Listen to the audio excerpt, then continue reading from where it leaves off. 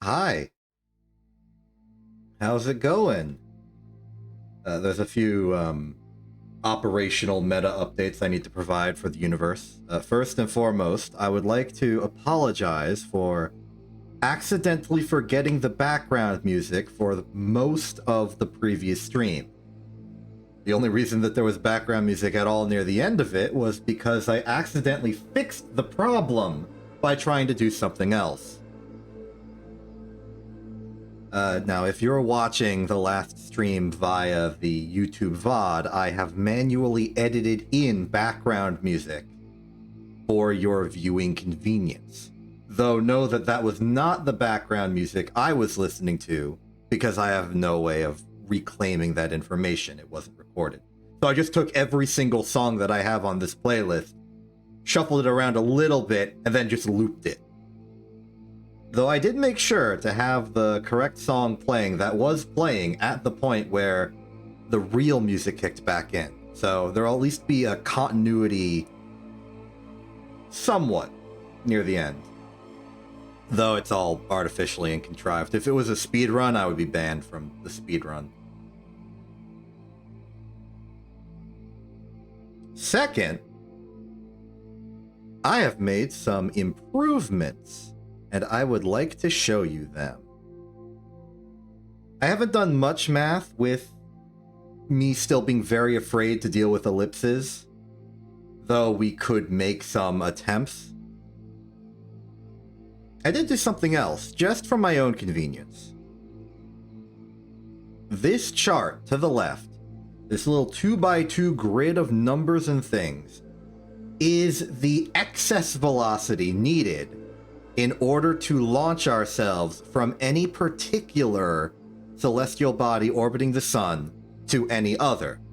Naturally, most of the information provided there is completely useless right now, because we do not know the orbital parameters of most of these objects. The only ones we got right now are Kerbin and Duna, which means the only numbers that make sense are these four.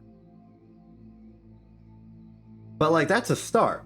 And even better news, I have figured out how to get the data from different spreadsheets to reference each other in ways. So this information is being manually generated using the information from our master collection of data over here. This is also now true for the Hoffman transfer calculator, which means the entire section here doing planet radius and SGP is no longer required. And that's good.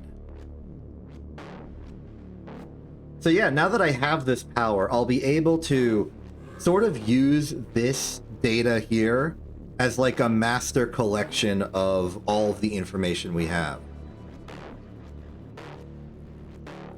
Which will make it really easy, because if we put in a new updated number for any of these, that will be reflected in all of my existing calculators. Granted, the only calculators that I've applied this to is the new escape velocity excess speed calculator, which is more of a solid just conversion table, and making this slightly more streamlined and clean. But it opens up some opportunities. For instance, I could put another calculator down here now. We've got easy room for it, don't have to scroll. Also, it's not pure magic going on here. I needed to make a little bit of a conversion table over here, which basically just states the semi-major axes of all of the things twice, once vertically, once horizontal, so that I could make the Moho connection with one massive formula, and then just expand it over and down. And it would properly propagate all the information. And it worked. Now, granted, this is not all of the transfers we could ever conceivably do, but these are all of the ones for the sun, which is most of them. The only other celestial bodies that would ever possibly need a transfer calculator like this is Joule, and we can make that when we get to Joule. The only other situation is if we were leaving the moon and wanted to go directly to Minmus or vice versa, or if we were leaving some celestial sphere of influence into a greater one and wanted to get like a rendezvous with a satellite or ship or something, which is so niche that I may as well just do it manually at that point. So we'll be fine. As for what we're doing, I haven't really decided. I think today's going to be a little more casual, but I did think of one interesting experiment. I don't know if what I'm about to say is true or real at all. My mind just sort of spontaneously generated this knowledge. I don't know if it's even correct. But I have a sneaking suspicion with how close Ike is to Duna, with how big Ike is relative to Duna, I think there is some chance that Ike and Duna are tidally locked. And like mutually tidally locked. And what does that mean? Well, it means that if I, currently focused on our lovely little shallow impact satellite, zoom out, look at Ike wherever it is. I was honestly a little worried when I was starting this stream that Ike wouldn't be in view on this side of the planet, and I would never be able to confirm this. If I time warp now, Ike should stay in place.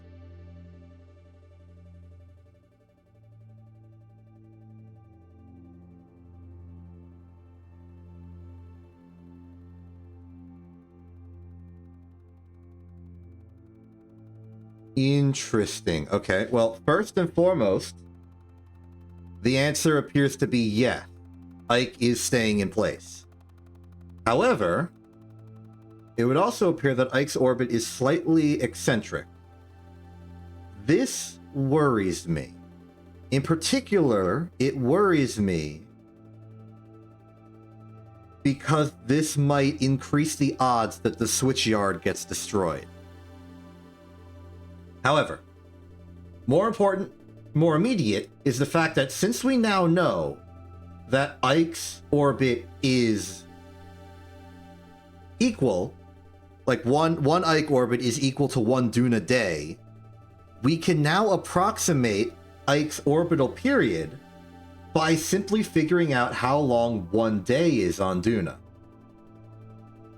So if I time warp a little bit forward, I'm going to look at the shadow of the probe, wait till it's mostly towards the horizon.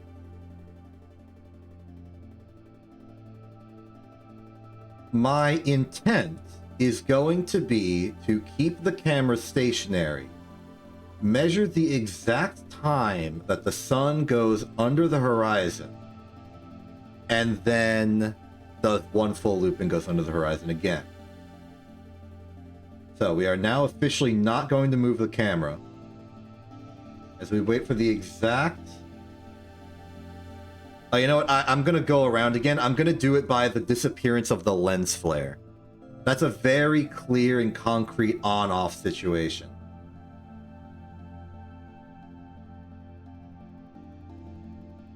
That's going to require a bit of patience on my part. Not the easiest thing for me to provide. Okay, so the moment we get lens flare, I'm pausing the camera, pausing the time, pausing the game, I'm pausing.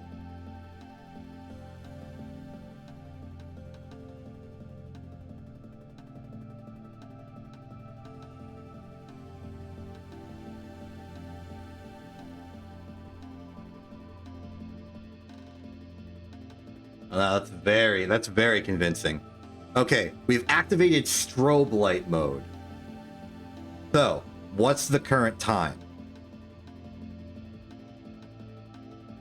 And conveniently, we can just use our normal orbital period calculator for this. So let's just go to the...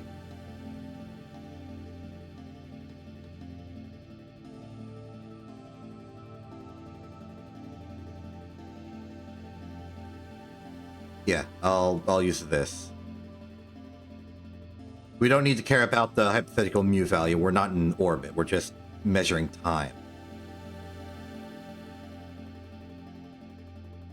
So start time will be 12:402. No, we're gonna have to use we're gonna have to do it in universal time so that we actually get the second counter. So I swapped it over and now you can see it. Though I'll input it now.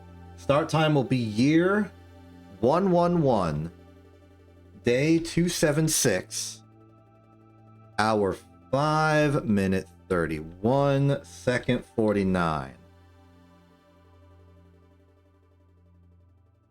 Looking good, looking good.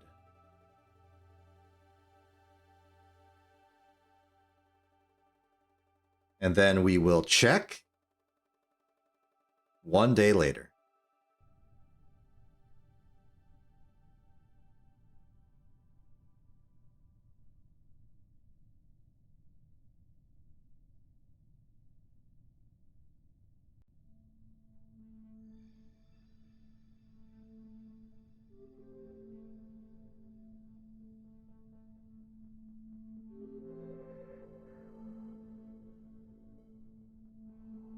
Now, I already know that my estimate will be inaccurate because Duna is moving and therefore its angular position relative to the sun is different.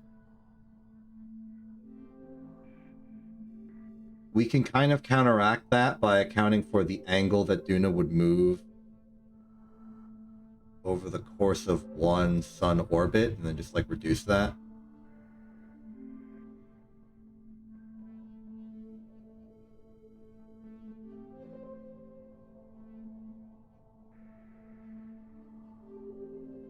But I'm hoping the actual value is so small that I don't have to care. Okay, that's strobe. Inputting this number, which is 111279. Hour 5:47:47. Okay, here's our number. The period of one orbit of Duna, well, one rotation of Duna, 1 day on Duna. And therefore, approximately, the orbital period of Ike is 65,758 seconds. Which apparently, just looking at it, is about 18 days. So, that's interesting.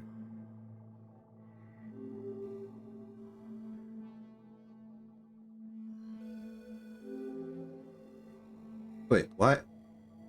Oh, that should be 3 days. Why does it say 18? Oh, no. That's the rollover of hours. 18. Okay, gotcha. Yeah, 18 hours plus a few extra minutes. Gotcha. Okay. We're good. So only 18 hours. That's not that bad. Even if it's like 3/400ths of a day, like that's almost like a 1 or 2 degree difference.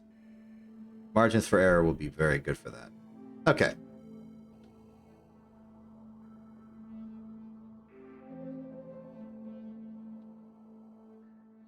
So, given Ike period, we can figure out the orbital period of Ike.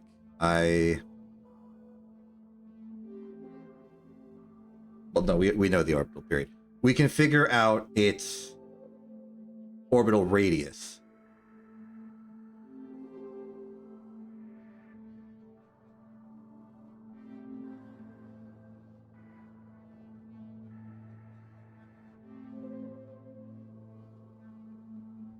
I don't want to do this whole process backwards. My question is not necessarily can we do we've done this before. It's a little involved. I don't remember the exact equation, but the big problem is I just need to see if we have like a convenient location where we've already calculated this and I can just copy over the numbers. Day, 1 hour, minute, second. One of these looks promising. Mu, periapsis, apsis. Like these are in terms of time. I did do a little cleanup earlier, so it's possible I deleted where I would have conveniently did this.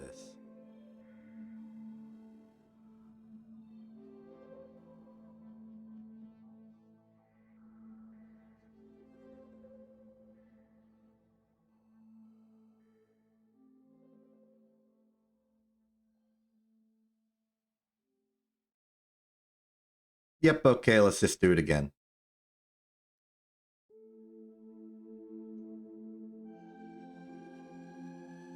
Just get my equations up and ready. This should be very simple.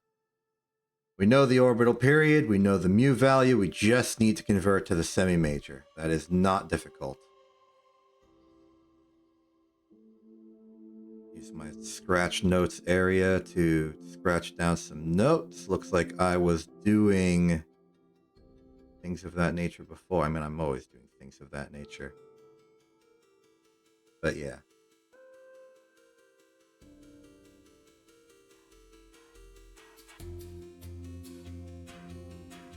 Classic period over circle constant.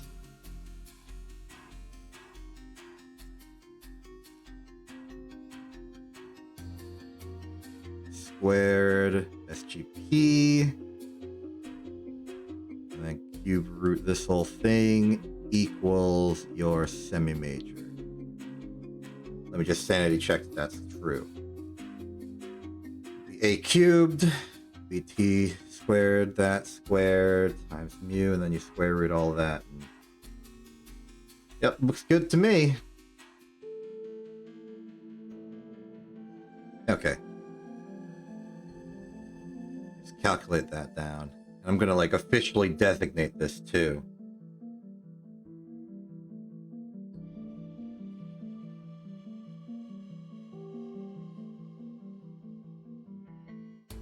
There we go. So T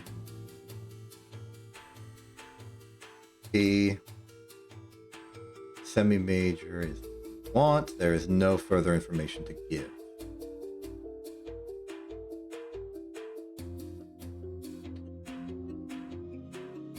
So in accordance with the equation I just scrawled down,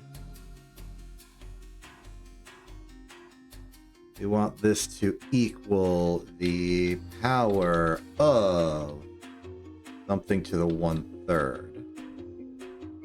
That is your cubed root. From there, what we put inside is the period squared divided by the circle constant squared. So period times period divided by circle constant times circle constant.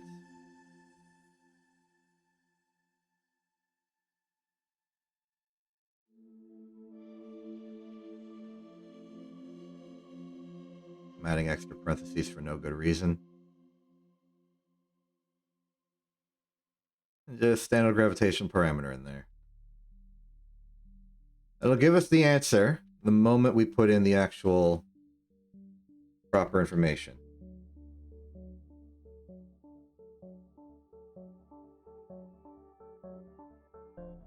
There we go. Now we're not dividing by 0, so that's good. Now for this one, we're going to have to put in the information manually because this could refer to any possible celestial body. But in our case, it's going to be Duna.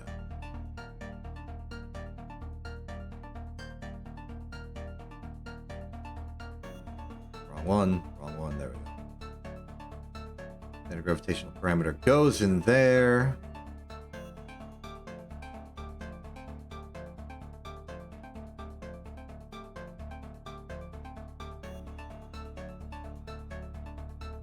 Then we steal out the Ike's assumed period. We put this here.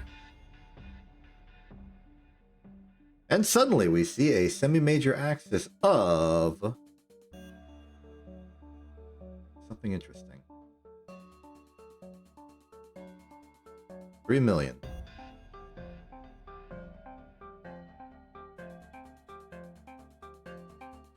That is higher than what we calculated earlier.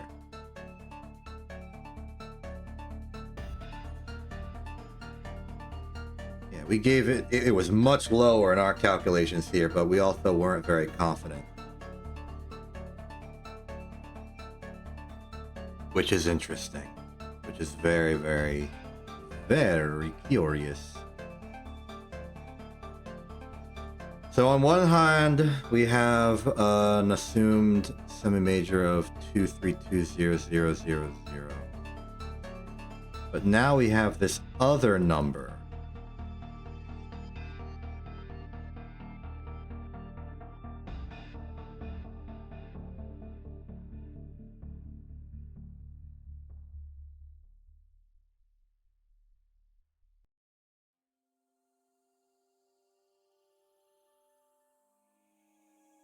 Almost like an entire million extra.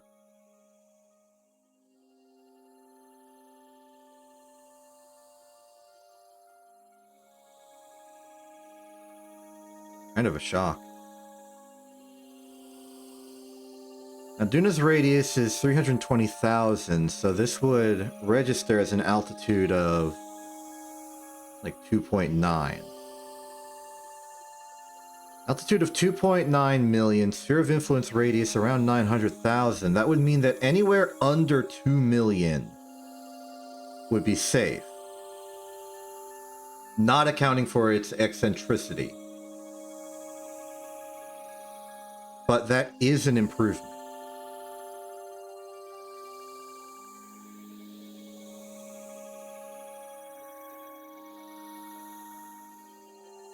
So I guess we'll take it. Alright, I'm sick of looking at this dang strobing sunlight. Let's go to the Space Center.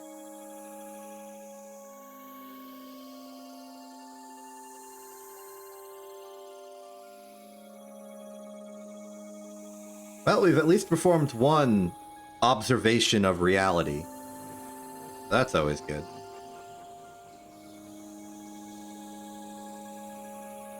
What next? How's our science looking? We just got very heavy high-performance fuel systems. So we are now maxed out on fuel tank size. We got rocket power. We got nuclear propulsion. Motors, science. Tech tree's looking pretty good, honestly. Few additional desirables, but we have pretty much everything we need to do stuff. I think I wanted to make a new launch stage, if I recall correctly. But with all of our new fuels and such. Just boot up the most recent thing. Shallow impact is a very, very sturdy design.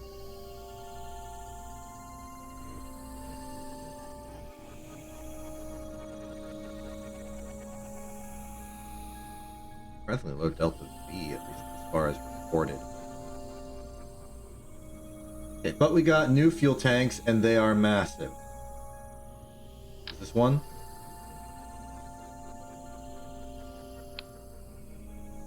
S3720, S4512.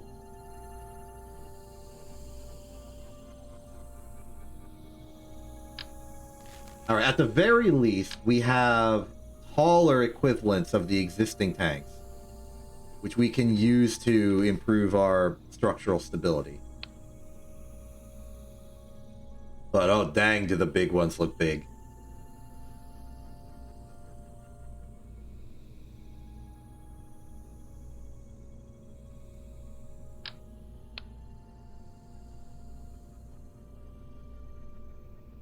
Wow, these are almost equivalent. Let's see, 6480. If we wanted to equivalent to one stack, that would be 9,000 or so.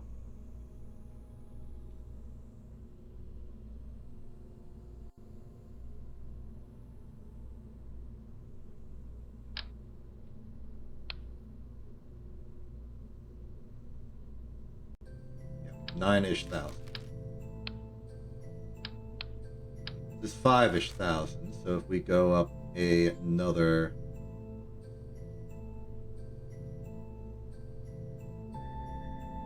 I'm getting a little confused with all of these. There's a lot of them.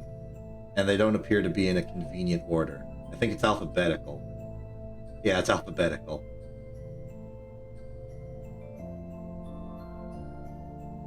So, number I was following. 3... Okay, so 4,000... So, oxidizer. 4,000, 4,000, 4,000. It's about 1,200. One of these would entirely replace this lower sector.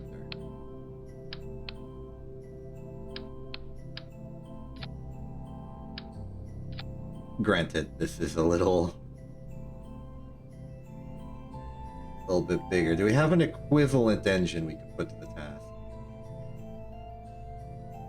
Specific impulse at vacuum is 295, which is mostly where this is relevant. 315 is good. 295, 315. Okay, it's just a bunch of vectors in a trench coat.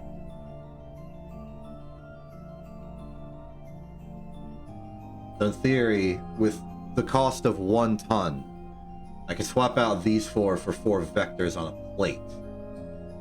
Call that good.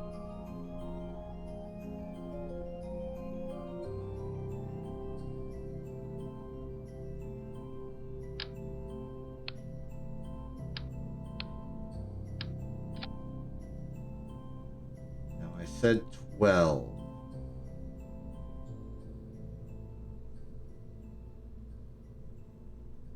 Or 8, 12. This is basically 12. This is an extra 4. What if we accepted that extra 4 as, you know, free fuel?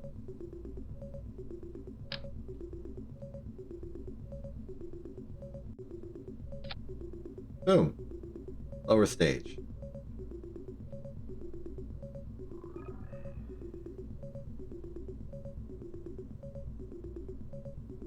Oh, that's the engine. Sorry, I didn't recognize it. This one's only 8.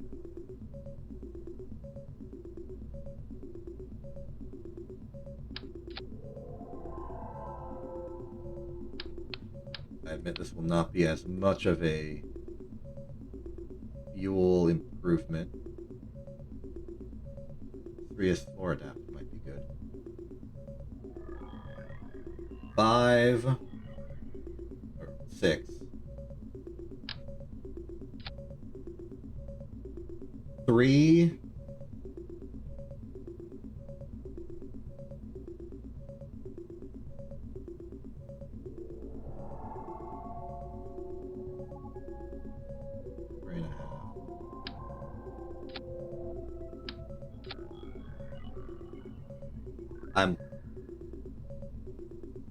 I don't feel very confident in my structural preparations here.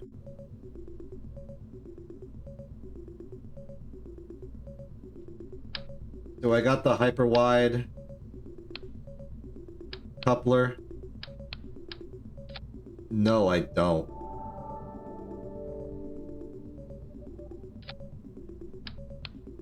That's a little awkward.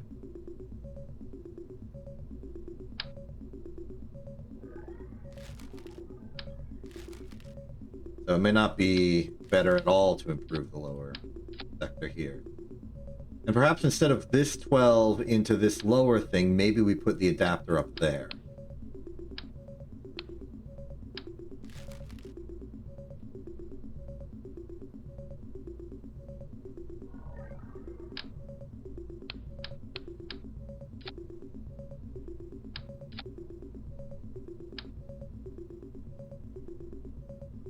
Then we'll just put 4 down normally. It gives us a much shorter rocket.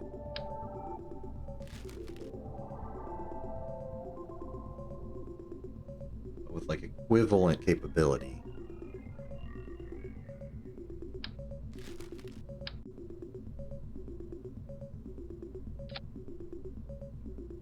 This is perhaps a bit more awkward. We could also probably convert a lot of the upper stage's operations to a bigger lower stage.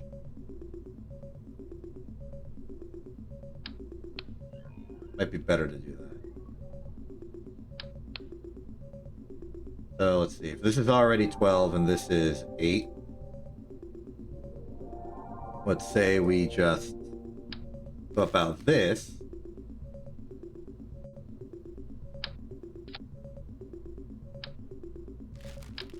Or double it.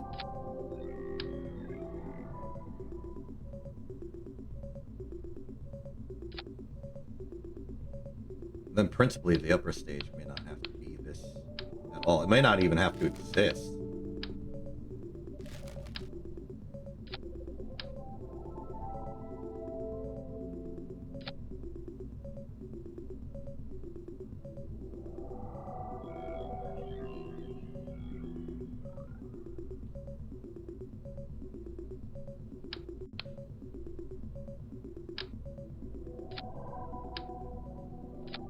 I like it. I like how it looks.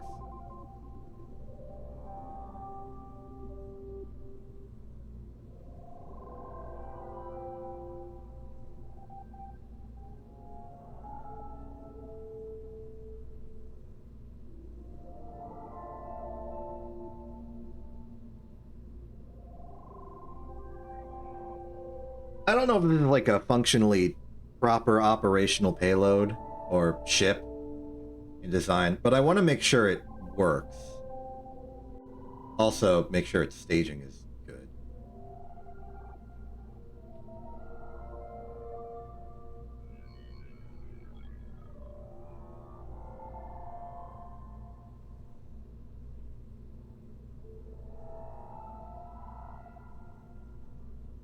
Just the base stage alone is getting 4,800 Delta V. I'm pretty sure that's enough to get into orbit on its own. We could forego the SRBs entirely. In fact, let's try that.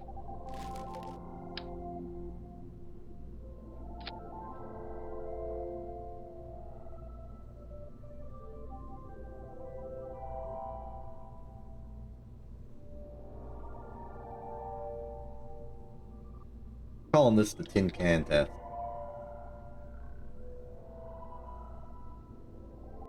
Not a real design yet, but it exists. I'm existing it.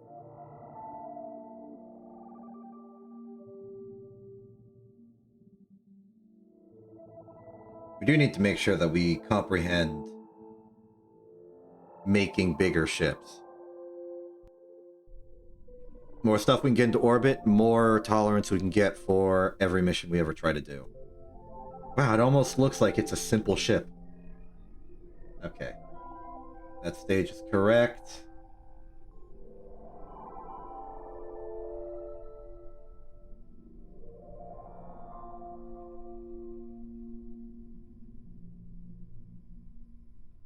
Let's just run with it as is. What in the world? Oh, that fairing is completely unnecessary. Hold on. Also, I don't trust the staging. Let's go back to the VAB.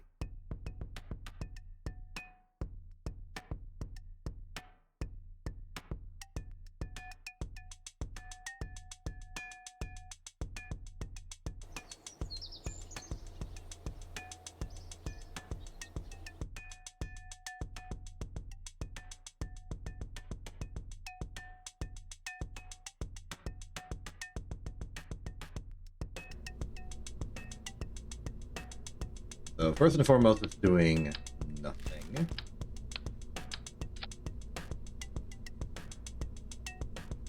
So it's stage, parachutes. I removed that stage from the system for purposes. And I remember I wanted to up the time from its default, like 5-ish minutes to 7, based on our experience with it. Maybe even 8.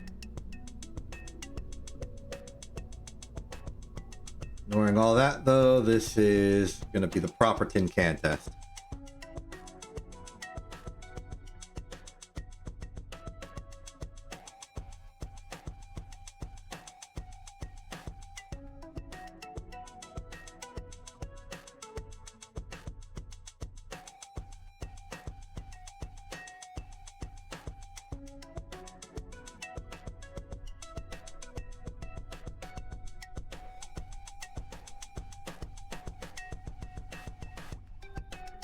Okay, tin can test ready to go in 3, 2, 1.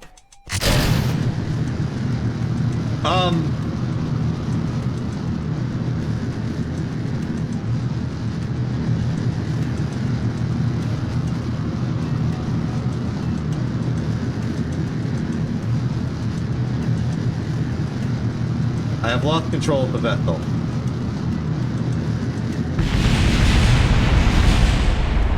There go the engines! Oh man, we're getting science for that.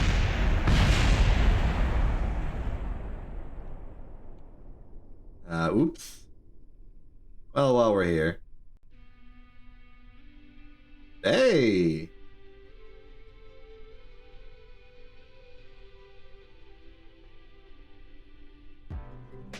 I'll take it. Okay, so it's clear to me that by increasing the mass of the ship, we have severely reduced its thrust-to-weight ratio.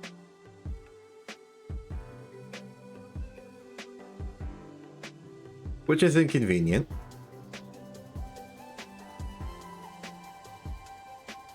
Fortunately, that was indeed an important thing for us to test. So we tested it. Good job, everyone.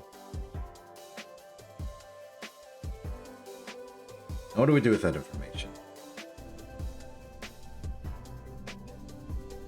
First off, we evaluate what the thrust this thing gives us. 936 is good. Question is, can we get one that does more?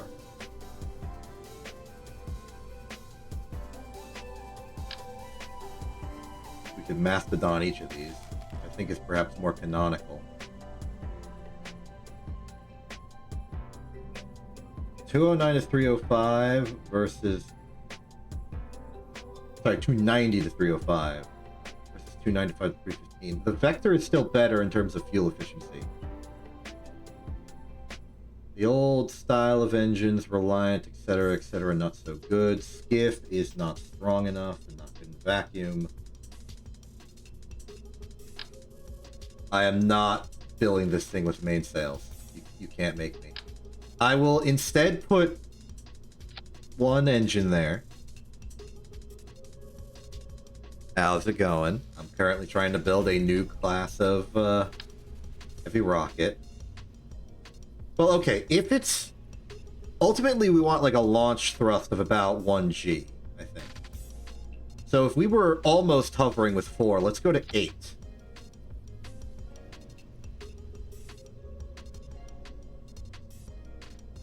That looks nice. Okay. I have Duna'd. Well, okay. I've landed a probe on Duna.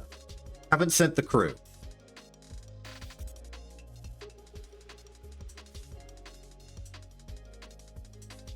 Currently inventing a new ship, though.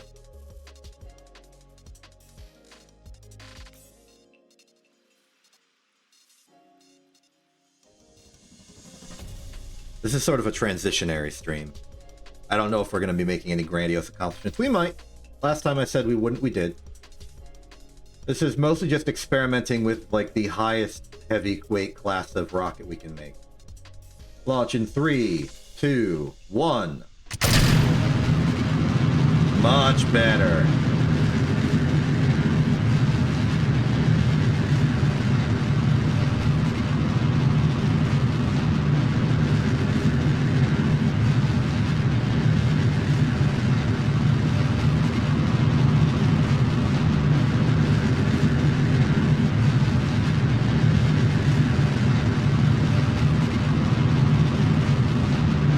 forgot how gimbly the vectors are.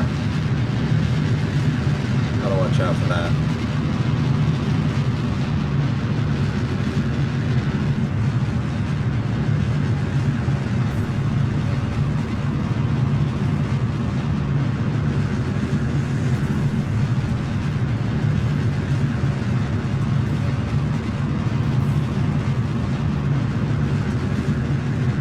Fuel's going down a bit faster than I'd like, but lower it gets, the more acceleration we'll have. So I think we'll even out.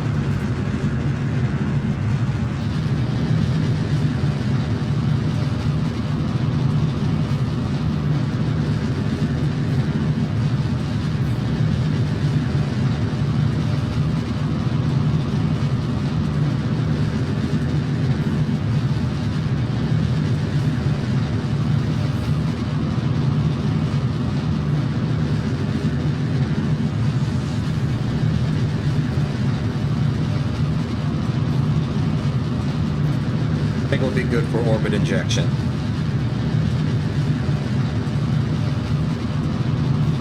But still, all technical speaking, this is a bigger ship that does less.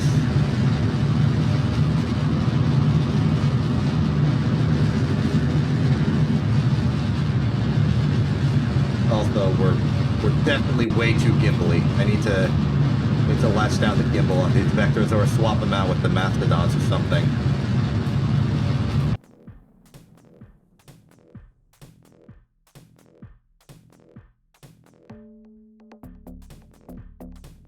And we are losing attitude control.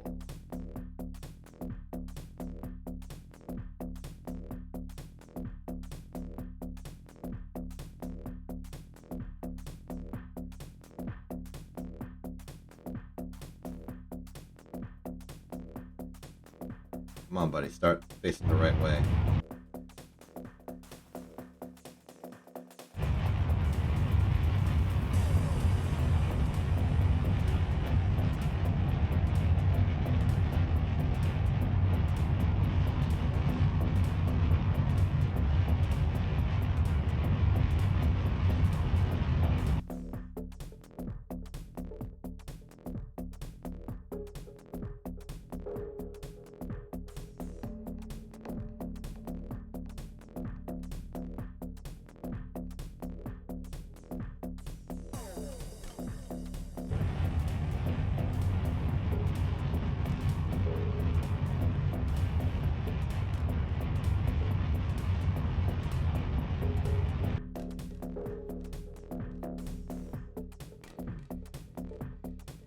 No, we're here.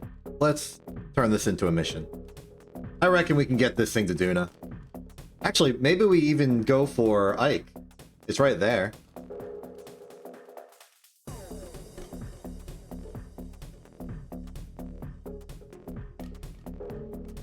So, back to using our newly slightly streamlined calculator for a second. Our current altitude.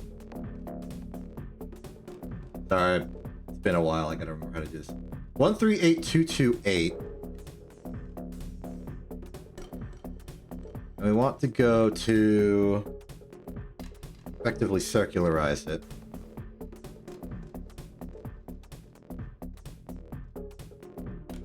Put that down there for a second. 2186.2.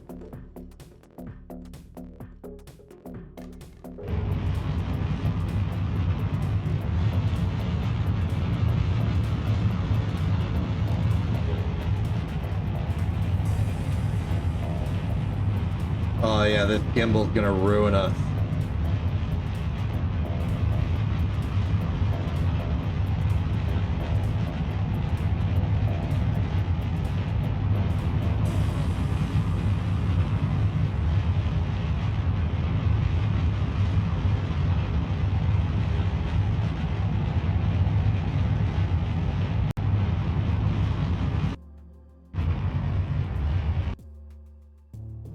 That'll have to be close enough.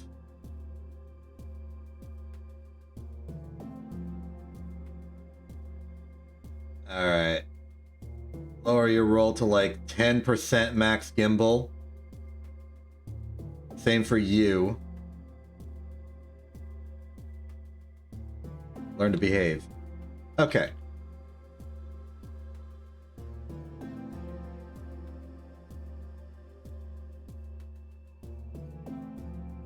Dark. I think this is a good time as any to do the super burn. So, let's take this opportunity to flesh out the escape calculator that we've just invented.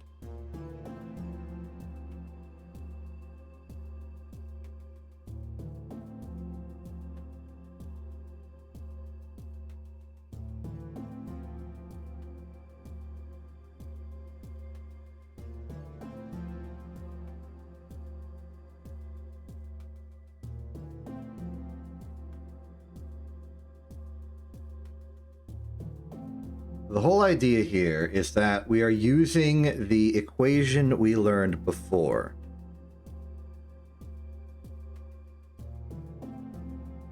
Where the target velocity we need to go from circular orbit to escape with a certain excess is the square root of the sum of the squares of the excess velocity needed to do like a Hoffman hypothetically, and the escape velocity of the thing we're currently inside of.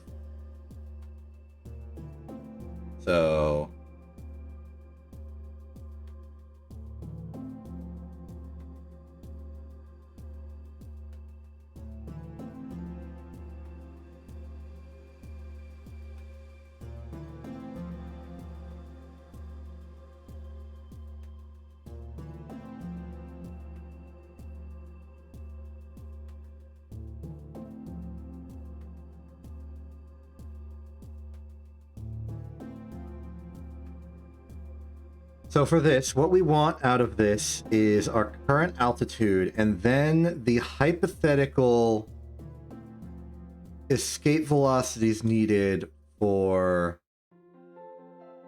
each particular planet.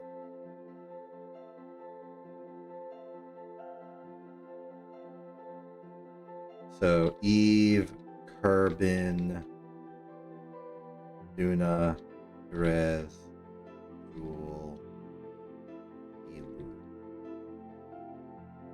And the escape velocity is simply going to be a Hoffman transfer from the current altitude.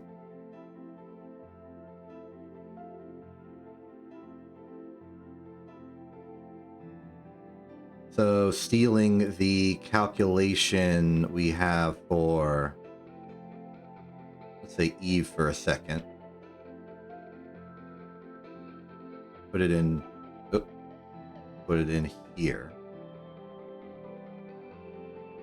What we want is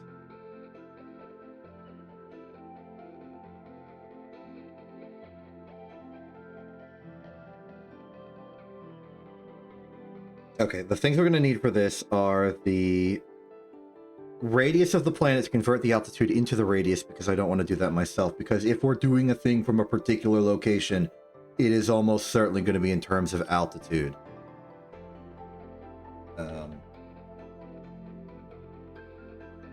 But we can do that like this, I think.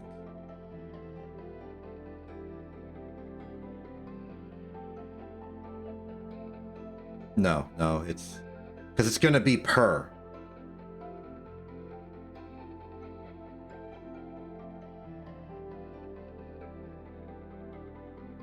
All right, we'll do it strictly in terms of altitude.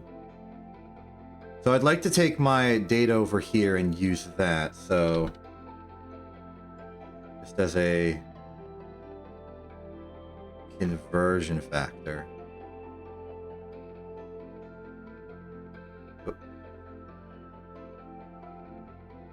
For each of these, lock the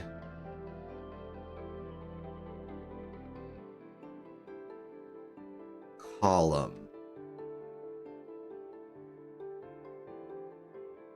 Going through and quickly locking the column for all of these.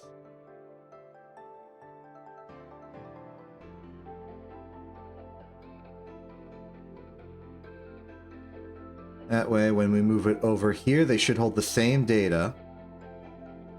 But we want to swap it from being the semi-major information to the radius information, which is in column 2.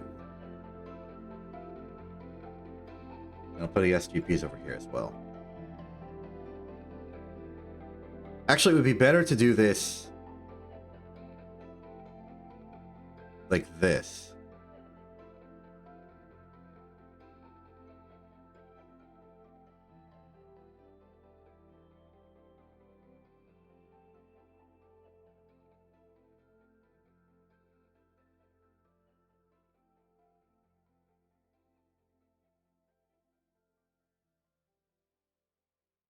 So semi-major, radius, SGP.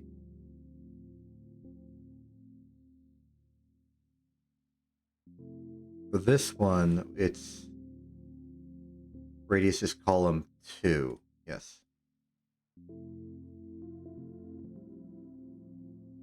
So 2.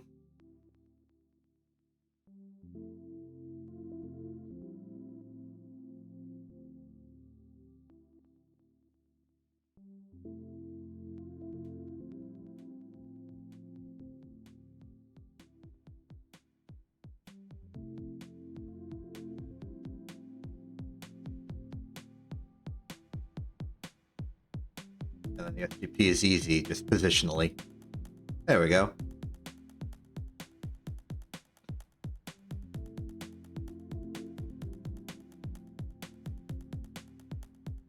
Now with that calculated in,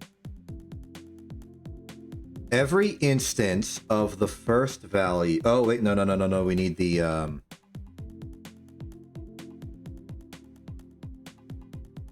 We need sphere of influence as well.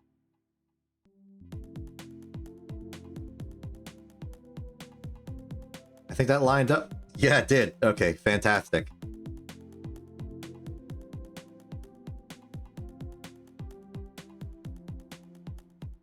Okay. So, for every instance of the predecessor, we want to change that to being converted altitude. So let's put the converted altitude up under here. So converted altitude will simply be this column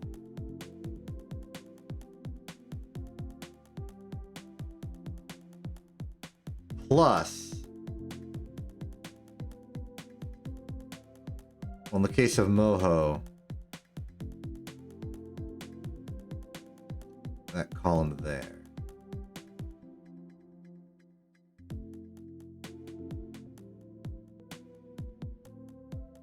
So hypothetically, we have an altitude of 0.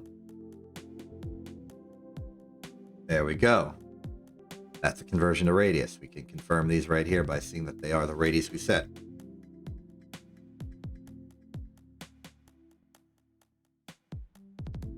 Now we can do this.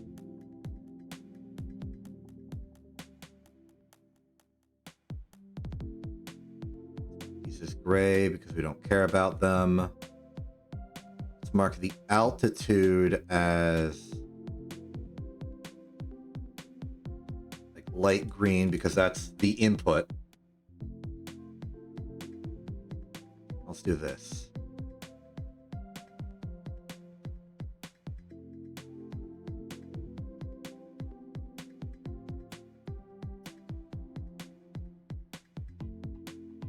So we don't need the part where we subtract at the end to get the relative, because we do want the absolute velocity, so I can delete the entire thing after the subtraction.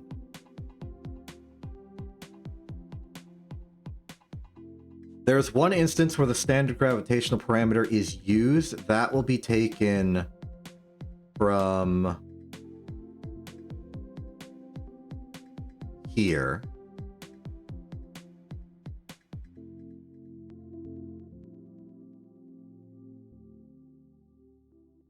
Then the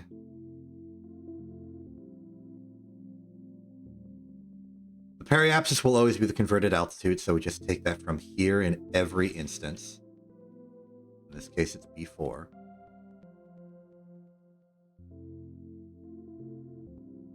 And then the apoapsis is going to be the sphere of influence.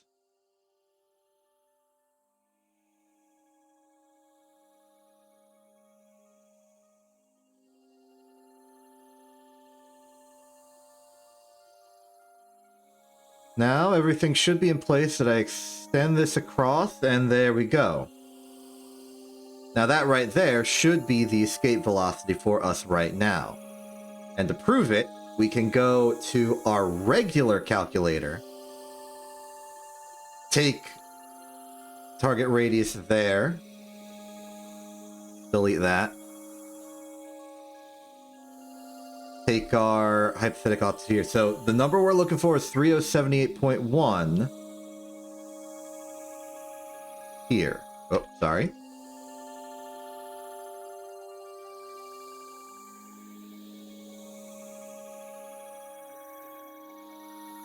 And the value is 3078.1.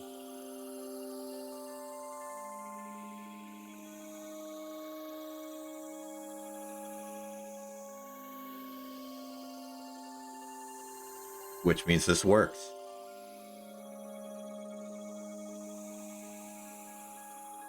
So the idea is that we will, for whatever situation we're in, we will put our altitude here, take the escape velocity calculated for whatever planet we're currently at. That'll be number A. Number B will be from whatever planet we're at to wherever planet we're going. We get the excess velocity, and then we just do Pythagoras on that. So put the target velocity down here.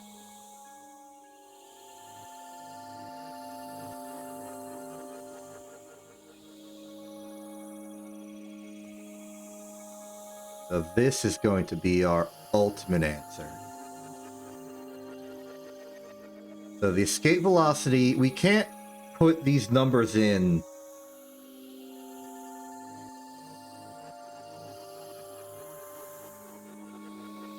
like absolutely,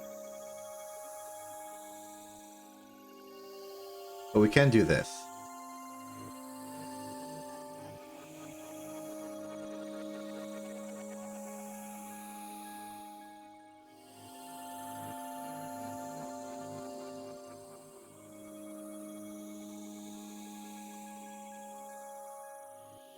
We can make the equation work. So the final equation will be the square root of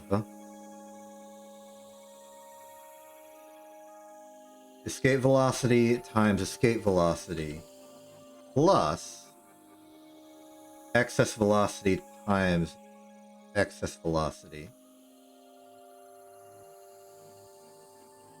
Easy as that. Now I open up this section right here.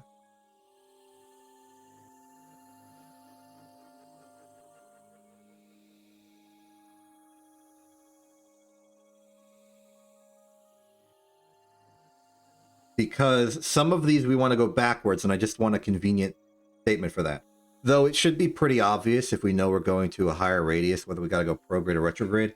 I want to say it explicitly. So, if excess speed is less than 0,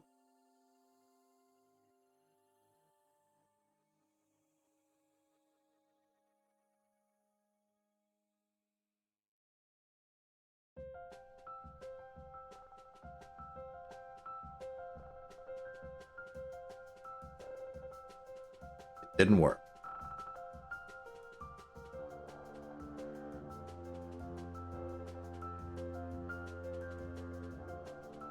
It's giving me a name error. Unrecognized text. Oh, right. I probably have to input this as a string. How do I do a string here?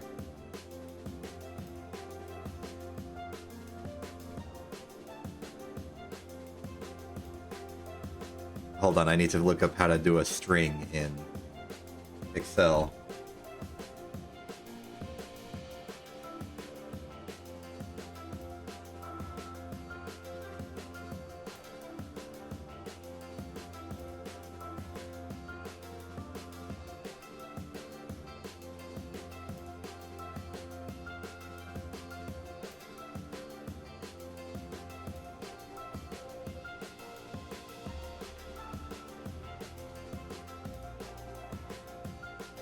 Feels like it's just double quotes.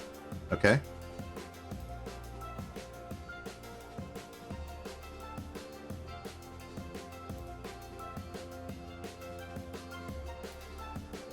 There we go. So -3 is no, 3 is yes. Though they give the same answer because it's squared as part of the process. Which means we don't have to care about it. So, going back to our actual real-world situation for a moment. Our altitude right now is 119920. So using that information, we would go 119920.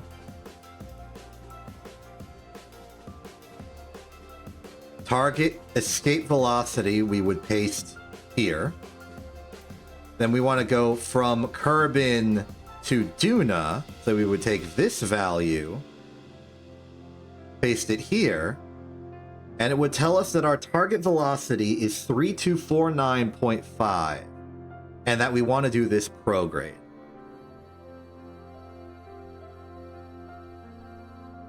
Well, I gotta say, that's looking pretty convincing. Let's do it.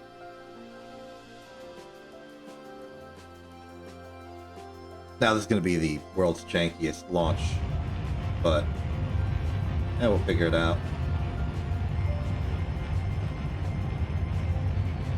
As long as we get in the general ballpark, I think we'll be fine. So, target is 3249.5. Prograde it.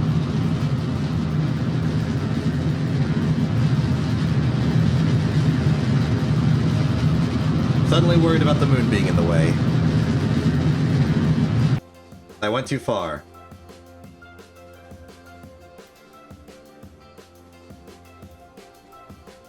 Whatever.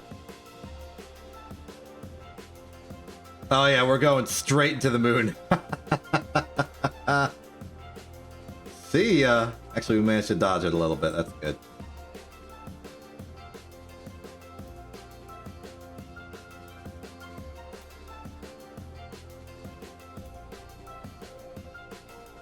Nah, whatever.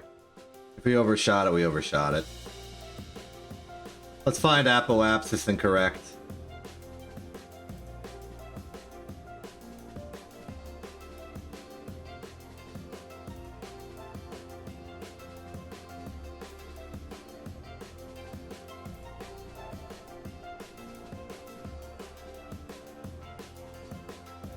Can't see where Duna is.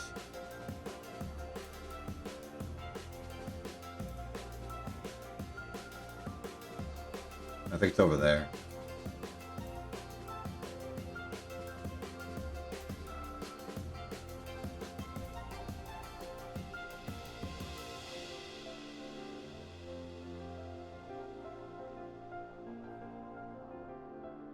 So we've definitely overshot Duna by a bit.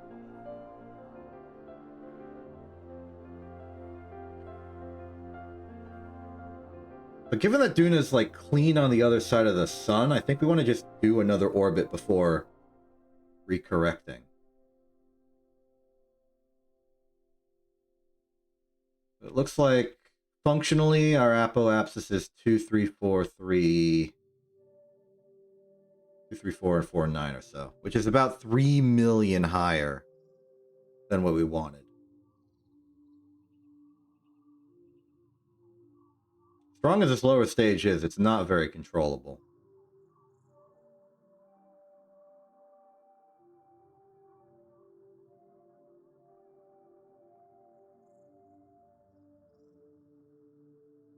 But I think it's got enough strength to put a heavier rocket into orbit. And once it does that, we'll be able to do some good work with it.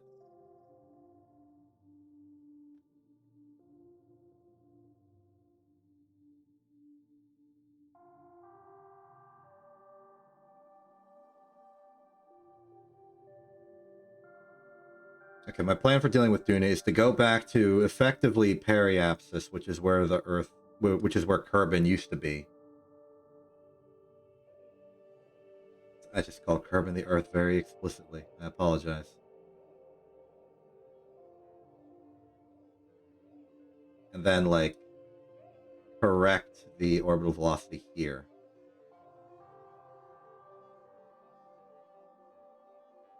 Now that we're in interplanetary space, we have a lot more room in the time domain to make these corrections.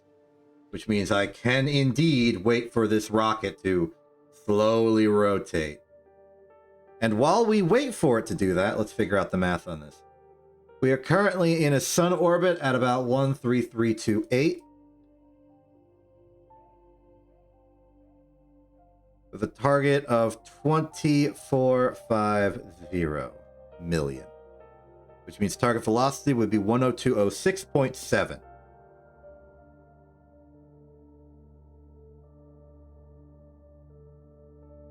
Which correlates. It's corroborated, at least.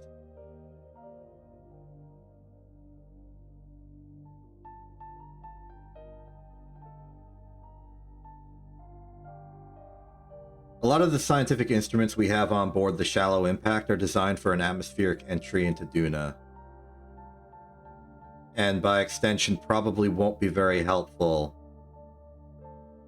used on Ike.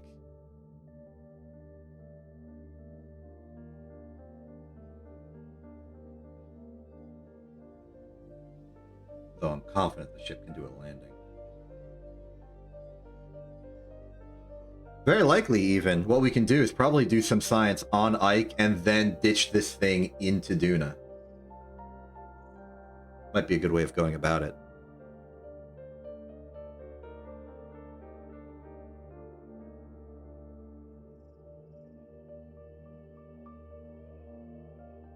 As a casual reminder of what we are up to, target velocity is 10206.7.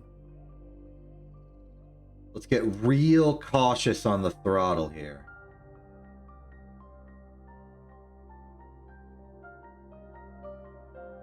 Actually, how about we just shut down half the engines?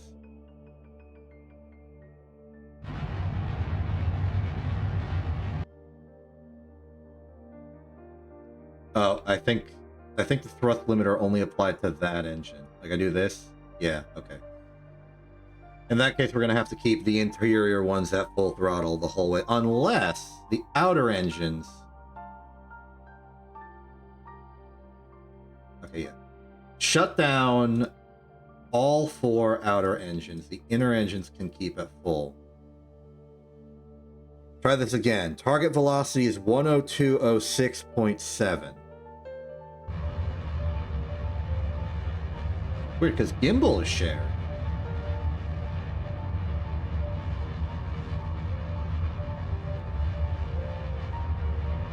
I'm gonna go even deeper. Shut down the diagonals here. We should be down to 2 engines.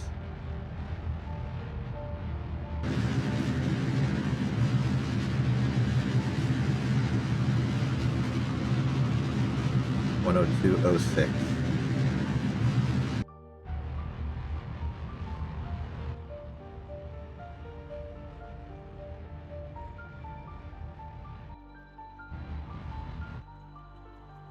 (10206.7).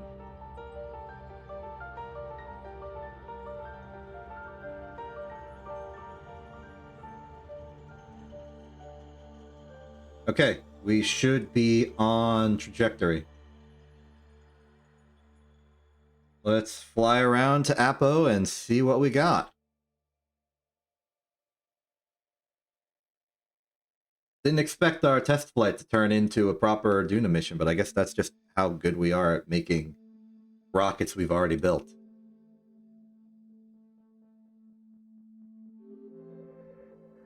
So alignment with Duna is going to need some refining, which we will do once we get close.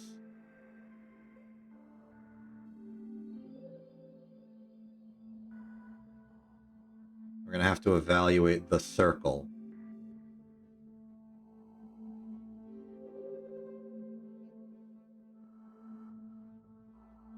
Don't exactly see where Duna is right now, but probably over. That's dressed. It's urban. Moho. Oh, there's Dune over there.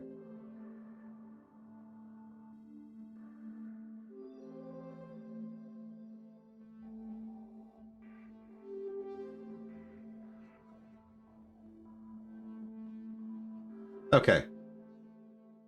So Duna is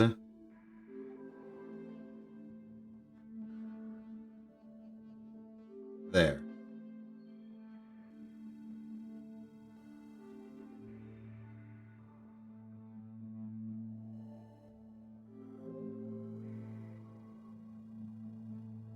Let's try and do that thing where we look at it.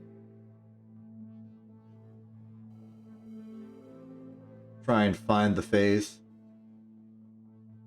The ship and its configuration is not actually very good at finding the proper camera angle for something like this, but I think this will work.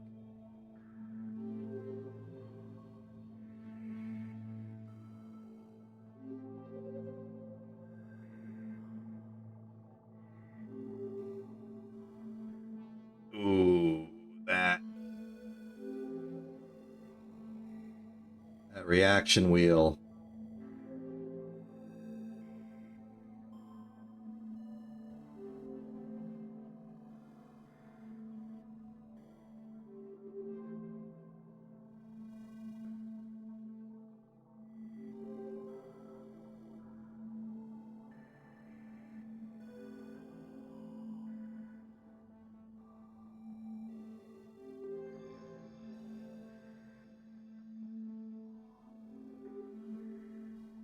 At the very least, we know that these should be centrally aligned. That's probably better.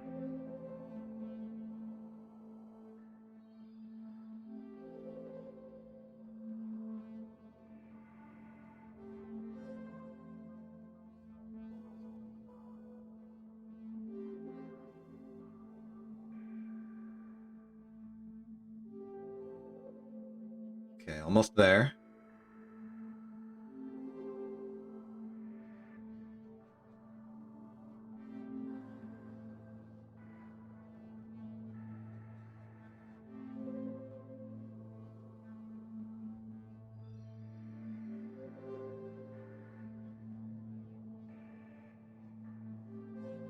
I moved the camera like a fool.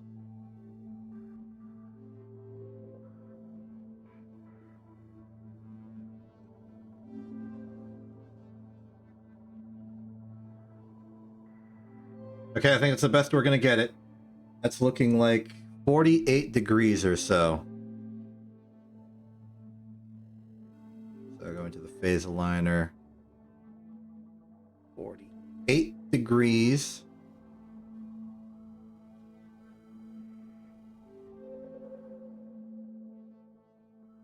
And our current altitude of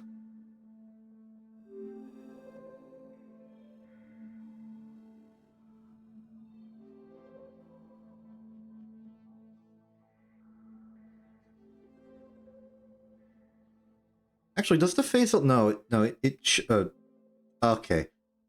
I think I've been accidentally using this in illegal ways.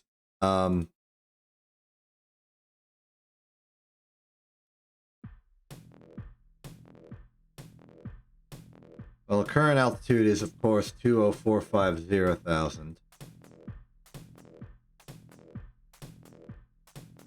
Sorry, 20450 million. Give that some commas. Radius of the sun is that much.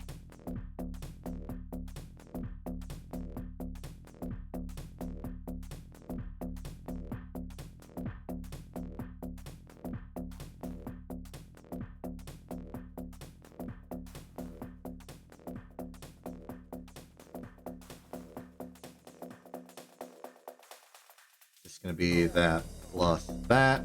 It's an easy conversion. Oh, hey, that is the number, actually. Good job, Path Self. You're being sane and reasonable. Okay. So, targetable periapsis of 129. That's actually very close to what it is currently, so I'll use that. So, back to our calculator. We want a target radius of that. And so we want a target velocity of 9179.6.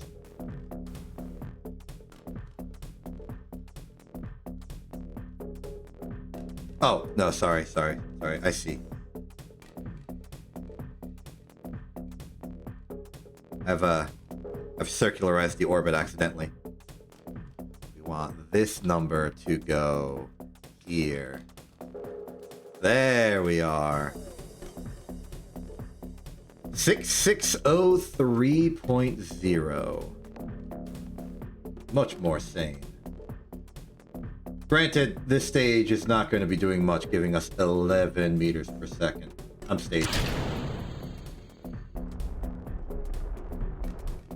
Okay.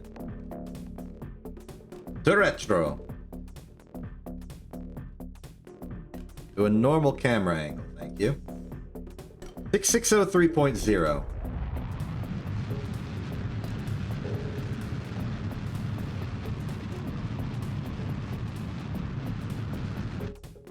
I am overshooting this by so much. I was going for like 6063.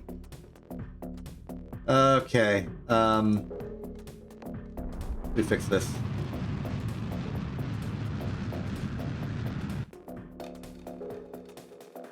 Six 6603.0.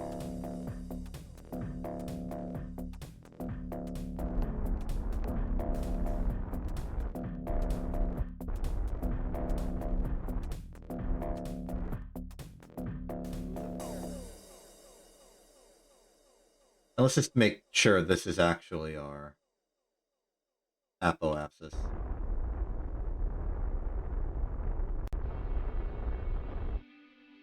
There, a little more refined. Now we should be able to do exactly one orbit, come back here, and be vaguely close to Duna.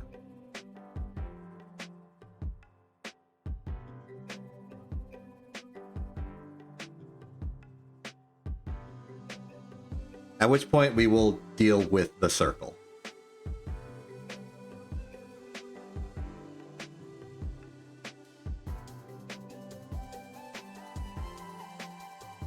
But, you know, it's not that bad. And I think we're getting the hang of this.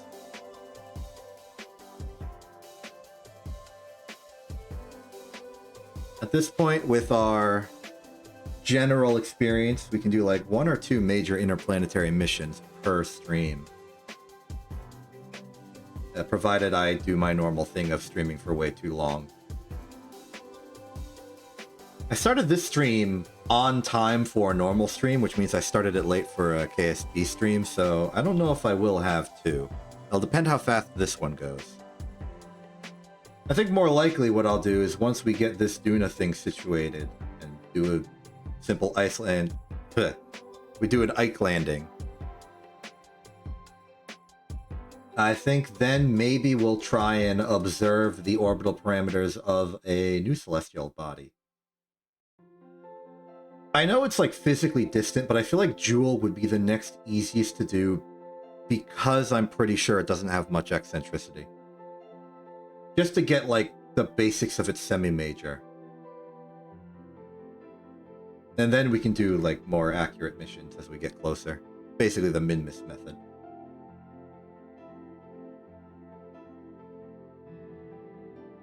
Okay, one orbit near complete. Can't see Duna, but that's maybe not surprising. Kind of a planet. And if we're in the circle, it could be anywhere along this line. Depending on the eccentricities involved, it could be...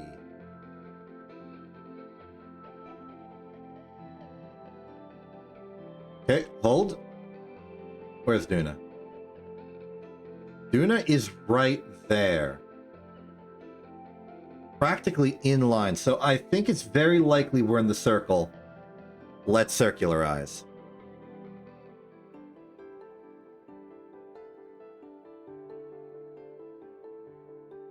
(7523.4). This is going to be most of our velocity.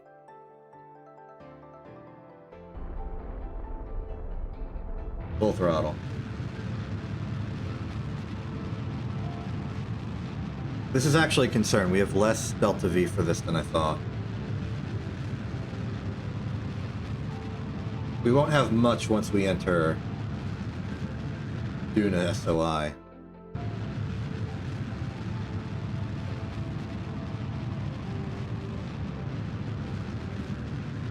We might have to settle for just an ike landing.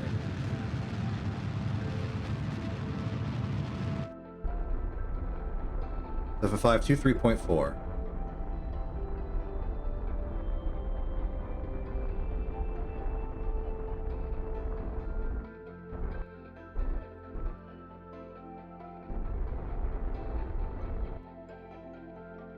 Okay. Now let's follow Duna for a bit.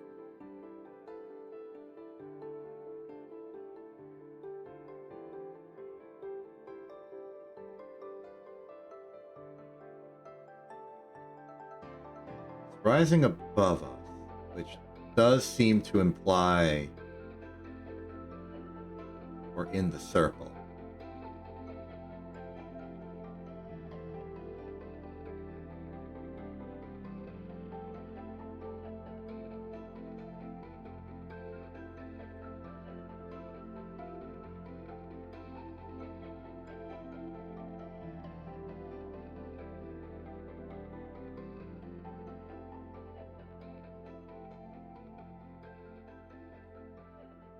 There it goes, behind us. So yes, I'm very confident we are indeed in the circle. Question is by how much?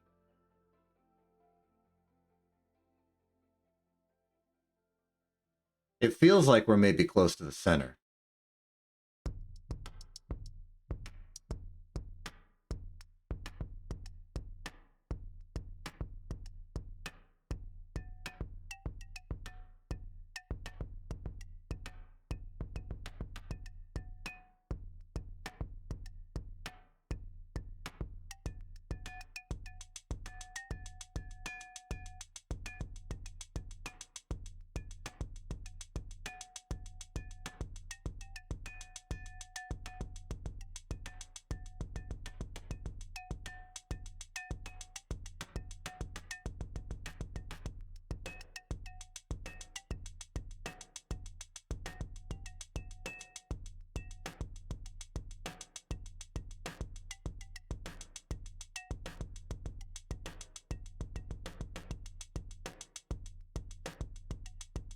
Just pat up.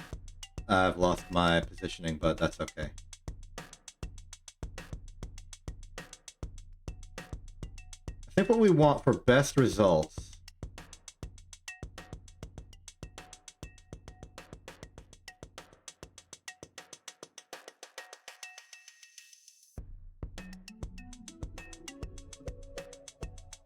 is to try and change our orbit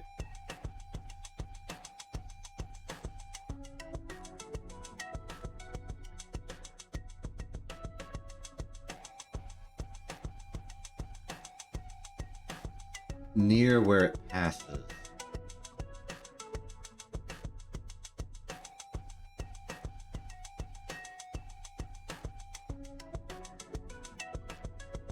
Our line here.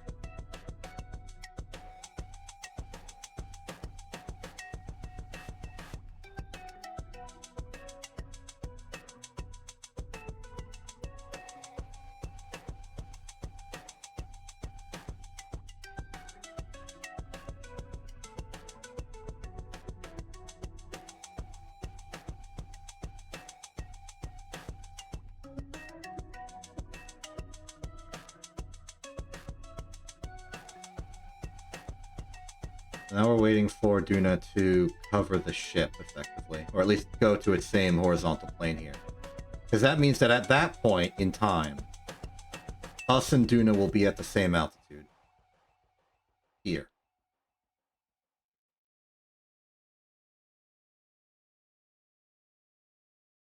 So at this point, we are aligned with Duna. Which means that in the distance between here and there,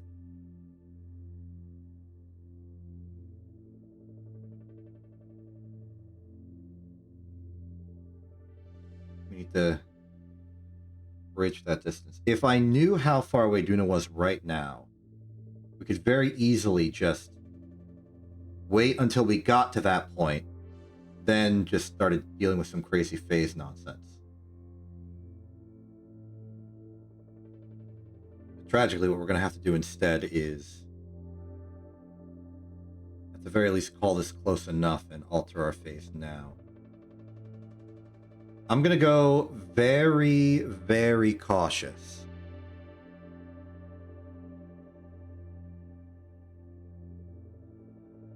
Let's say 20350. Target velocity of 7514. You don't have to see the exact numbers here. I see it.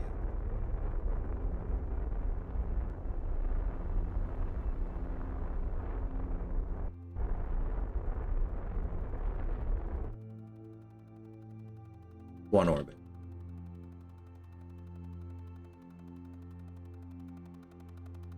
We'll monitor, and we'll keep going.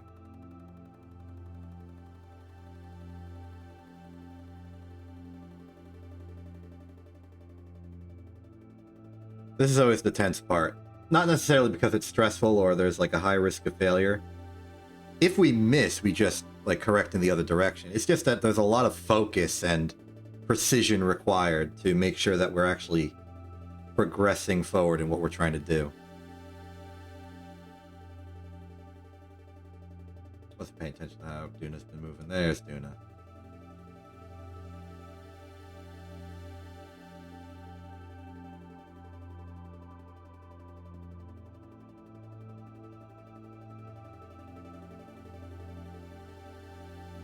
I think the shallow impact, in terms of design, basically does not need to be altered at all in order to prepare it for an Eve landing.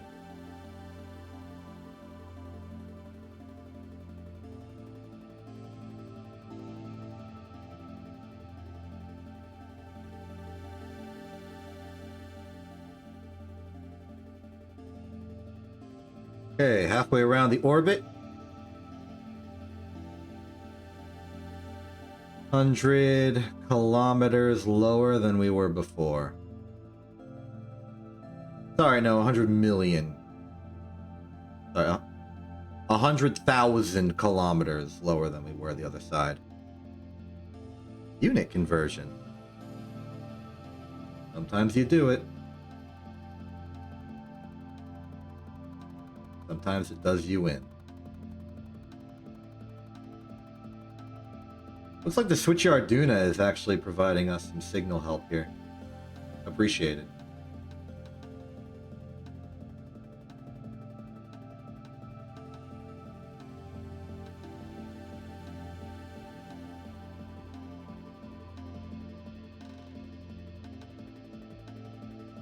Do I still have that dumb radar antenna on the runway? I might. Okay, where's Duna? Where's Duna? Where's Duna?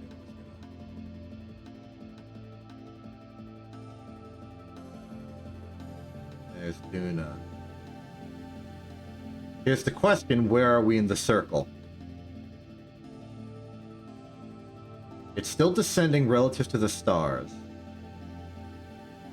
And the longer it does that, the more likely we're still in the circle.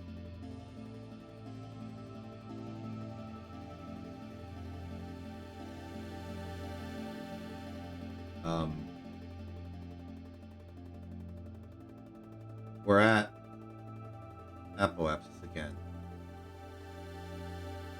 But Duna's behind us.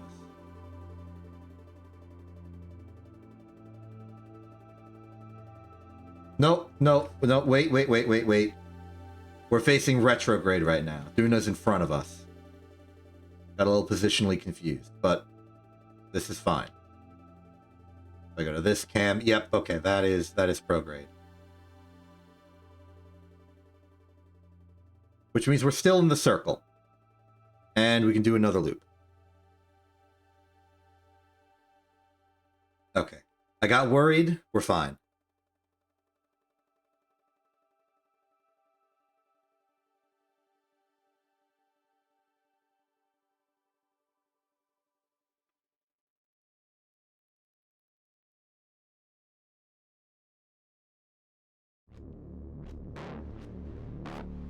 Don't give me the spooky music. I always get the spooky music whenever I'm doing the difficult focus stuff. This is entirely superstitious confirmation bias on my part, and I acknowledge this. I am, however, going to complain about it anyway.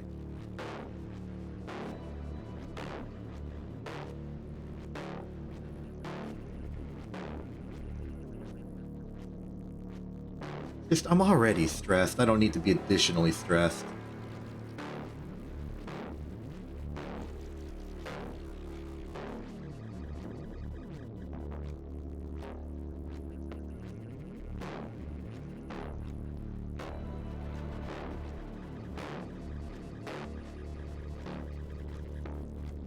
Halfway around the orbit.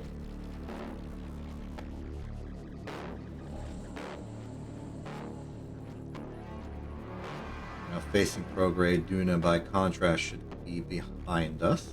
It is. Okay, watch this carefully so we don't get disoriented. We're heading forward, it's heading around.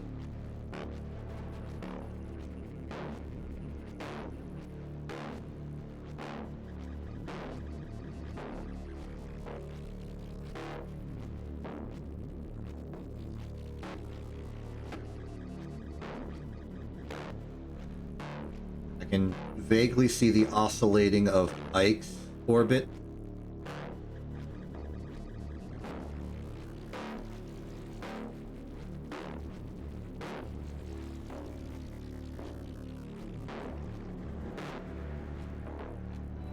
Here comes the sun.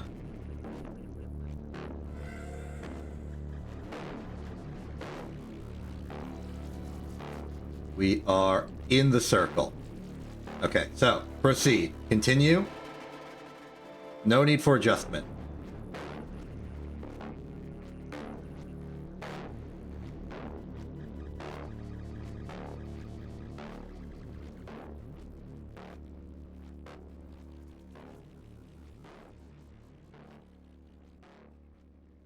I'm confident in this. We just keep going. You know how... All right. So I did... I don't even know how I'm trying to form this sentence. I'm trying to do, like, the... I want to say binary search tree, but I'm more inspired by, like, artillery fire adjustment. Where, like, you shoot at something, it's either in front of or behind it. So you get something that's in front of it, you get something that's behind it, then you do the middle, see if that's in front of or behind, and then, like, keep cutting it down. I'm trying to do that here. Except, I have to do this in relative adjustment. So effectively what I'm doing is I'm picking some sort of cycle to go forward on until I go too far. Then I'll pick a smaller cycle backwards, and eventually zigzag in. Where's Duna? There is Duna. Giving a speech. There it is.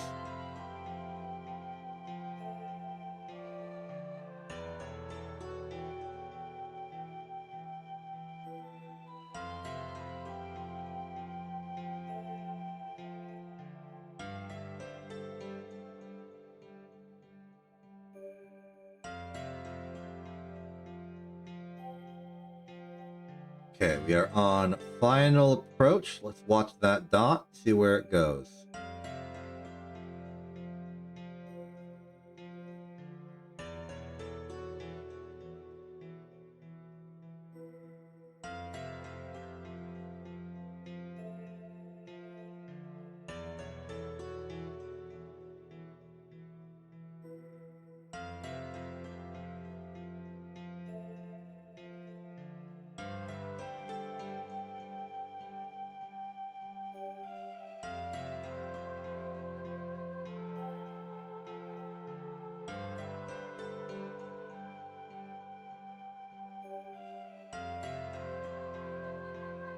The most interesting thing about this is that at some point I'm just going to get like visual intuition for how far Duna is away. Even if I don't have the numbers, I'll just sort of like instinctively understand. What just... Oh, that was probably the previous stage. Okay, we continue to still be in the circle, but it gets closer. I think another orbit, and we will have good odds of maybe being beyond it, or on top of it.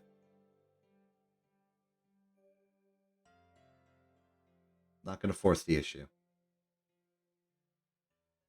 Yeah, it was totally the tin can test debris.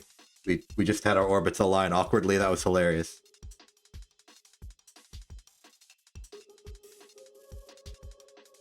There it goes.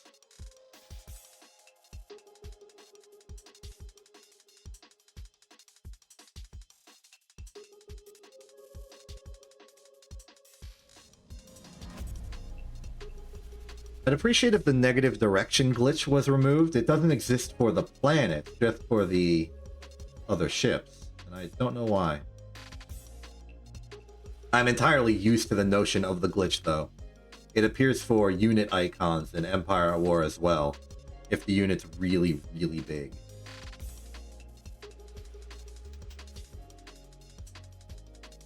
Maybe not unit icon, maybe for like hard points. I forget which. It might be both.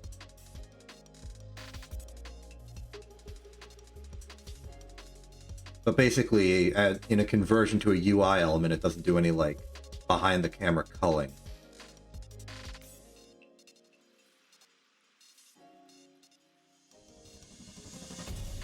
What's interesting about this one, though, is that it's not applying to the planet. So they did it right, just only for half of the concepts.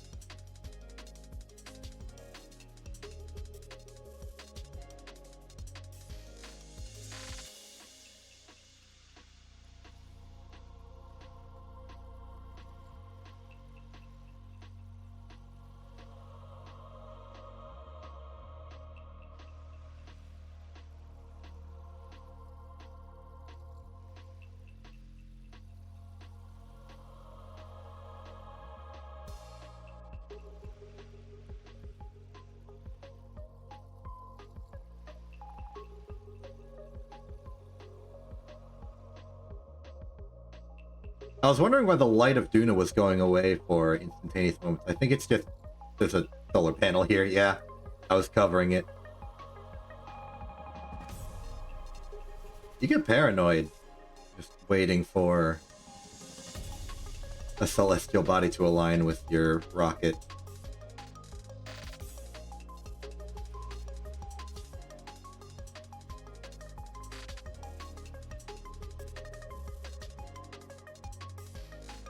Here we go. How close are we? Oh.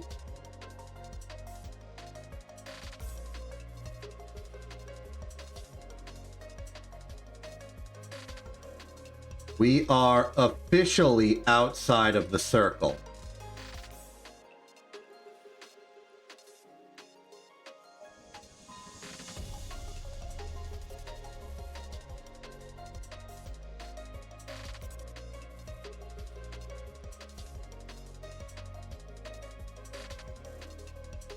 Okay, this is good. Now we want to align ourselves. Well, first off, let's say how far in the other direction we want to go. We were doing increments of 100. Let's do an increment of 25 in the other direction, just to be safe. So 20450, make it 20475, please. 7525.6.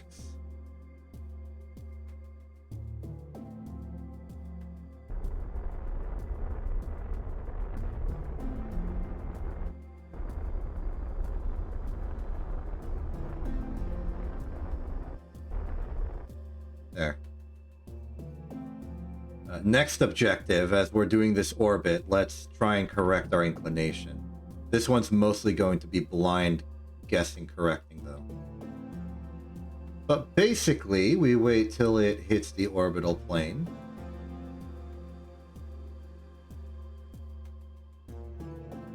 And then just sort of slide ourselves over to the match.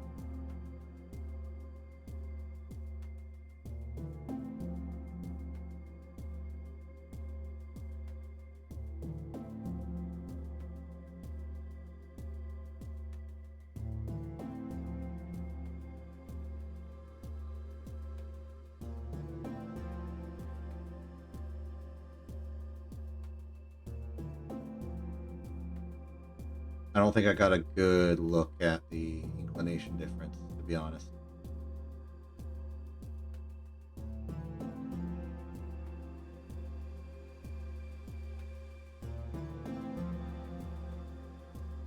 It might be fine.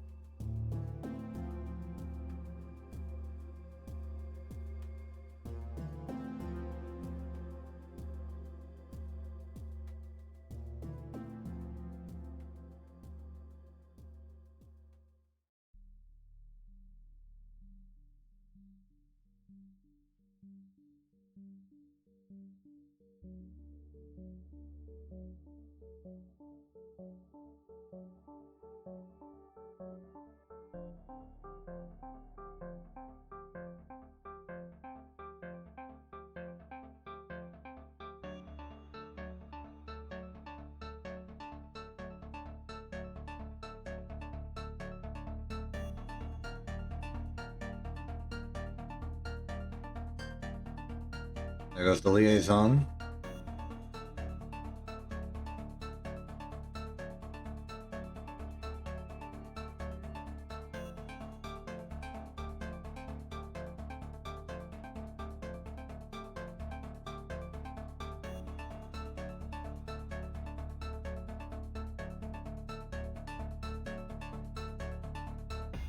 Are we further away?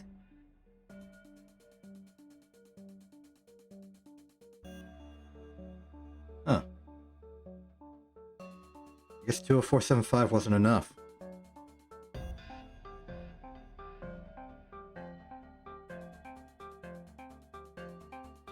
Let's go to 20500 then. 7527.9.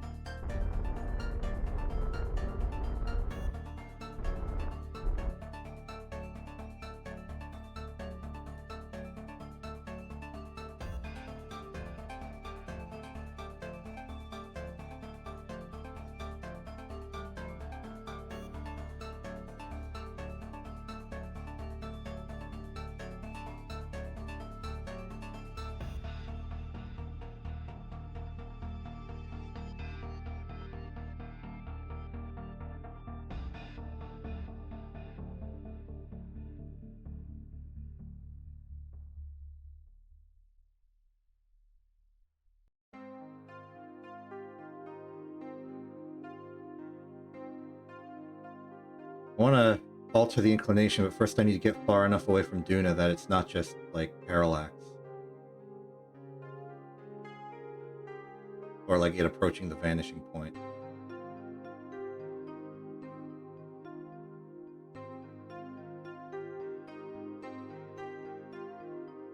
What's a better view for that?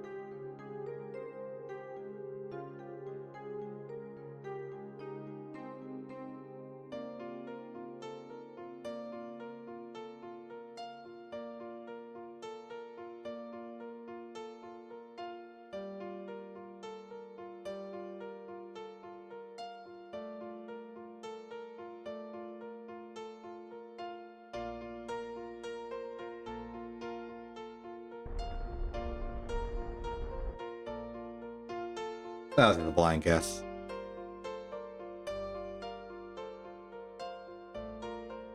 As long as Duna doesn't start suddenly going up, I think we'll be fine.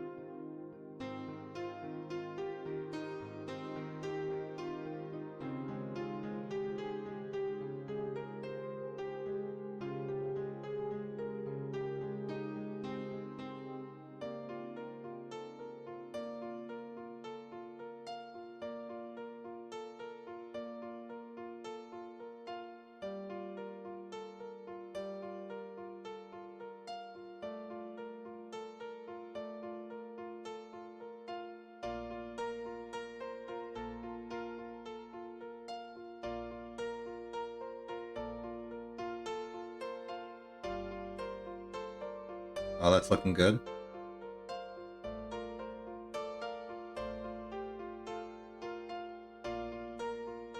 Confirmed for back in the circle.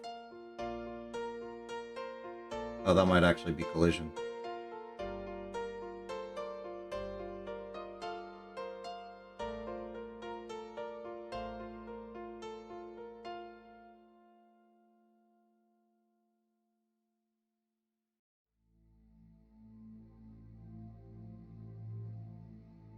Contact? Do we have contact?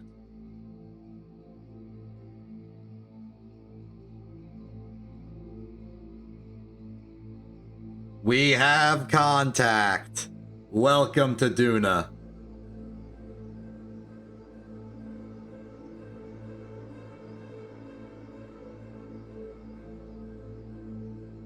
Excellent.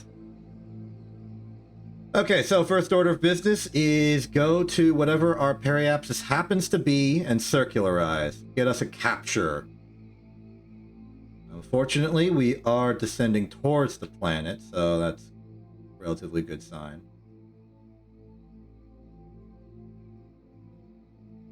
And...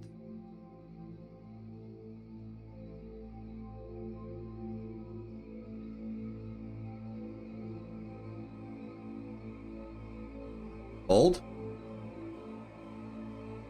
It's going to depend on how much fuel we have when we get there. My hope is to land on Ike. If that's not in the cards, it's not in the cards. Seems like we're in a polar orbit. Bit strange.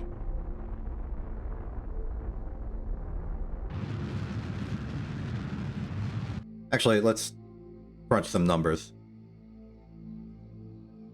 Delta V budget is pretty low at this point. This was never intended to be an Ike landing mission. It was just intended to test the rocket.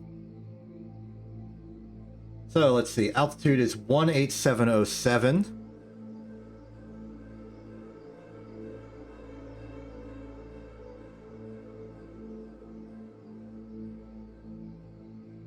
Oh, nope, sorry. It's 18707,000. And to go down to approximately 3 million, which is around where Ike is, we need to effectively go to a velocity of zilch. I'm starting to highly doubt that we'll have enough Delta V to do this. But 68.6 it is.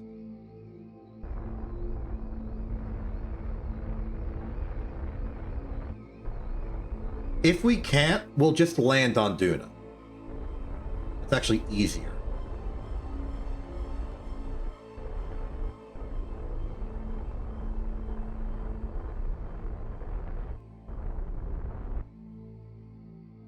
We good enough?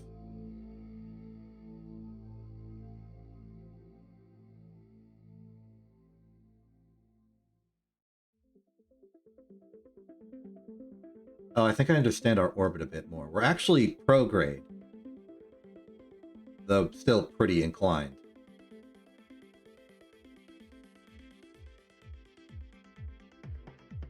I think might actually help us here.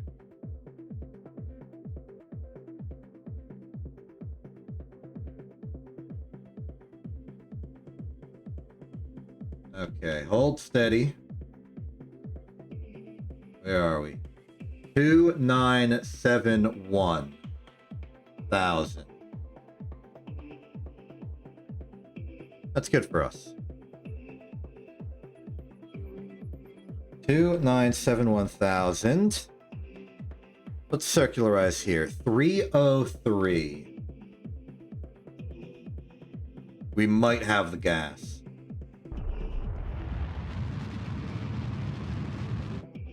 Too far. Let's limit like 25. I think that's a good middle ground.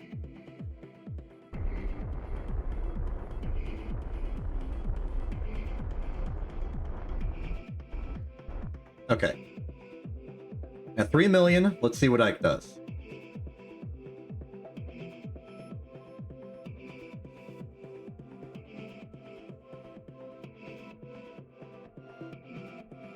It looks like Ike is approaching.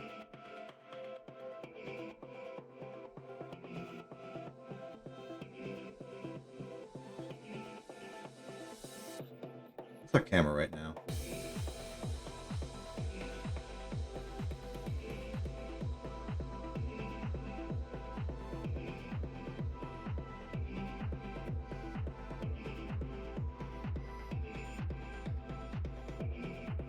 Oh, this could be Ike encounter.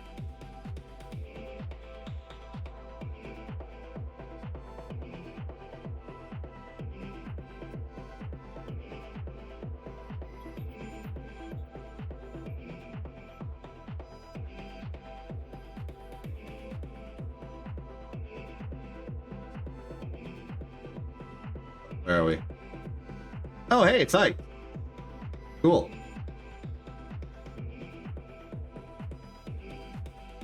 Okay, we need to do some quick number crunching here. We got to figure out, like, if we have the sauce to do this.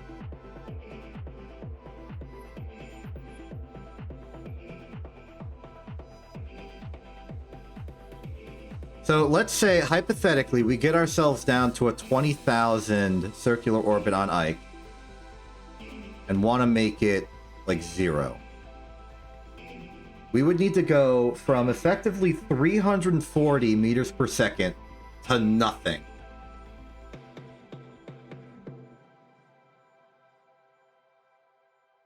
Which means we need delta V of about 350. Little more because we're going to be coming in at an angle, all that stuff. What is our... What's our apoapsis currently? Well, periapsis. It's a hyperbolic orbit.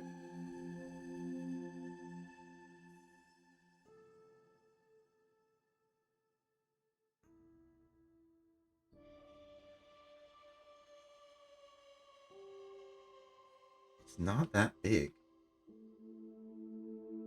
So, let's plan this route, this path we have to take. So, 96501... to say 20,000. That would require a target velocity of 255.6. So that 350 number plus this 250 number is 600 meters per second. We have that. We have 600 meters per second. We could do it. It will be cutthroat, but we could do it. All right? All the live audience, I am calling upon you. Do we go for it?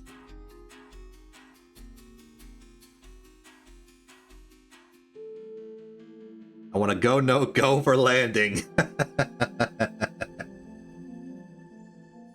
All right. You know what?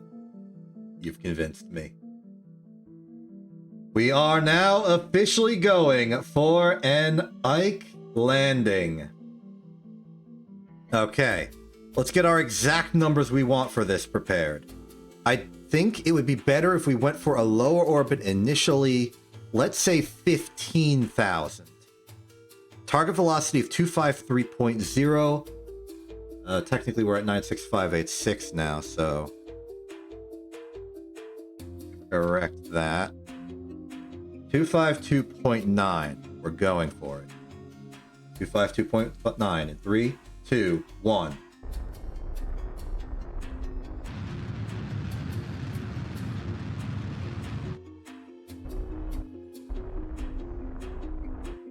Okay, that should have put us in a 15-kilometer I almost said periapsis orbit.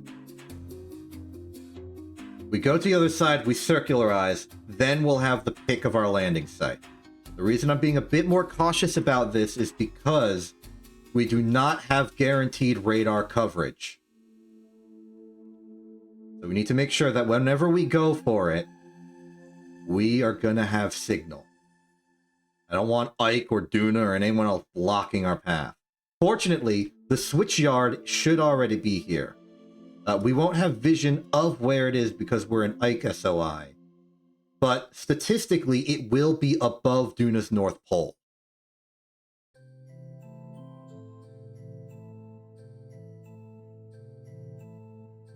Unfortunately, that means that we will be blind to it on Ike's South Pole. But hopefully we're close enough to Kerbin that that doesn't matter anyway. If that isn't the case, it's okay. The other concern I have is if 15 kilometers up is within, like, getting hit by a mountain range.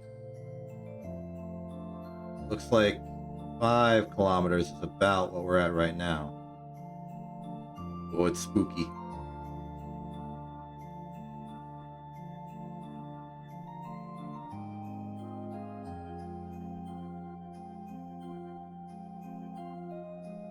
Oh, hey, an eclipse is happening right now. That's cool. I guess eclipses happen a lot on Ike, technically.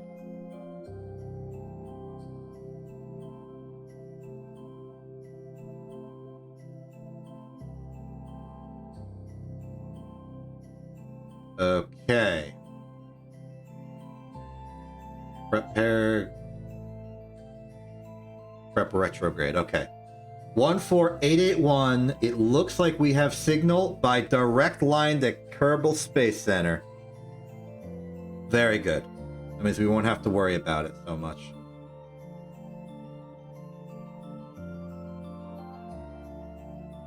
Let's run some numbers here. We're now at 14881 with a desire for effectively a 15-kilometer circular orbit. We want a target velocity of 358.1.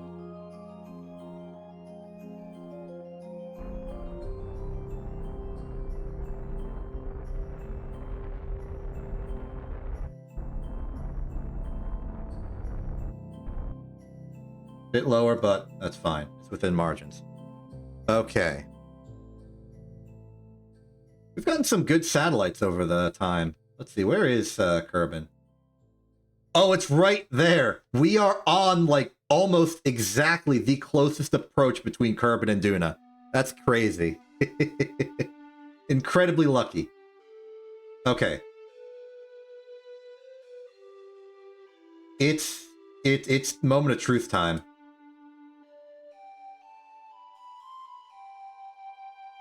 Okay, so if Kerbin's right there, we may be incentivized to just go now.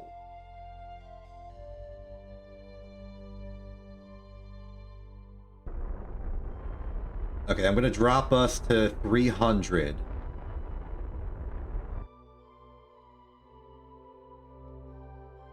And then just sort of walk our way through.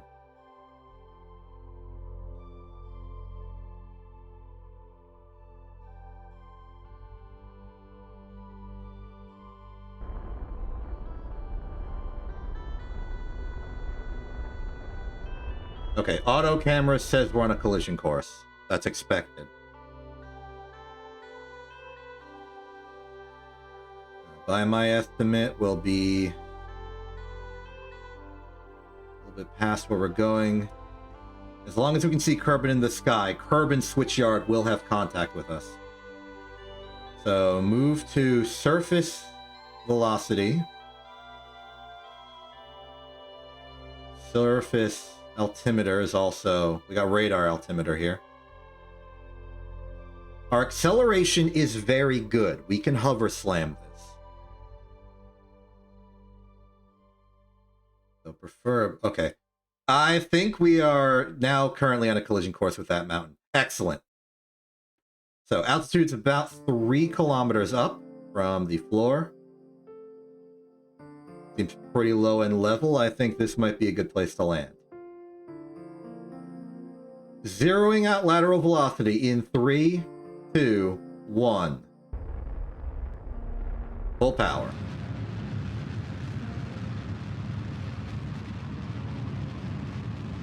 Okay. Time for final dip.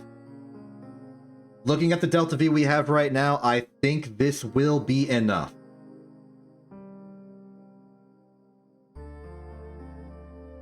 As long as I don't get too cautious. We don't have the fuel for caution.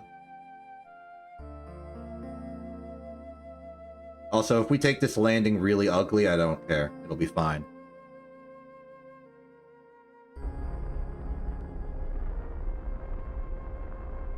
$700. $600. $500. $400. $300. $200.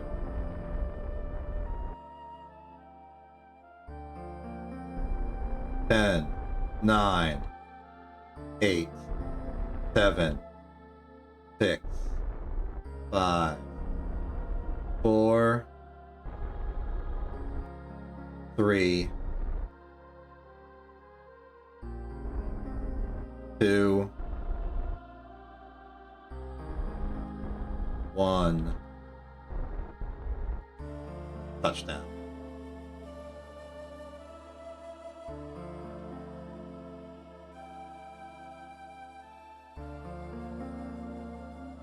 That's a landing.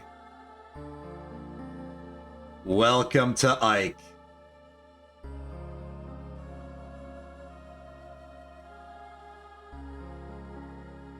Nice place, all things considered.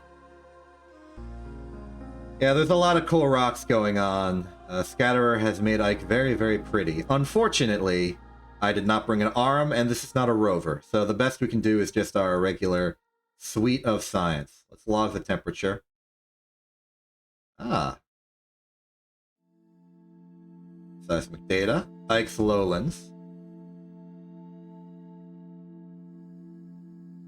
Gauge reads nothing, even on the surface. Interesting. No atmospheric analysis to be done. Mystery goo. Looking at the goo. Then we can log temperature over here. We can log seismic over here. We can log pressure over here. We can look at the goo over here. Let's not forget our gravioli.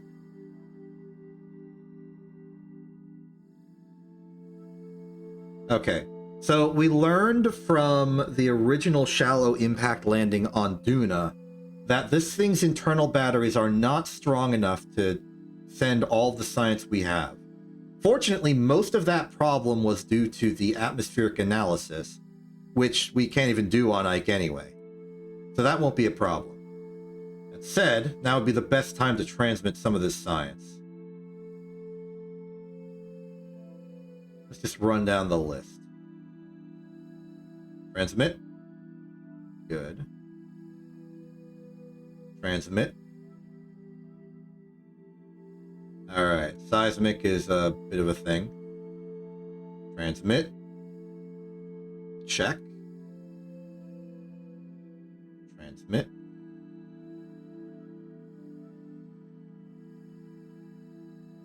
Okay, seeing everything I'm seeing and seeing the fact that we are in direct sunlight with very big solar panels, I'm just going to transmit all.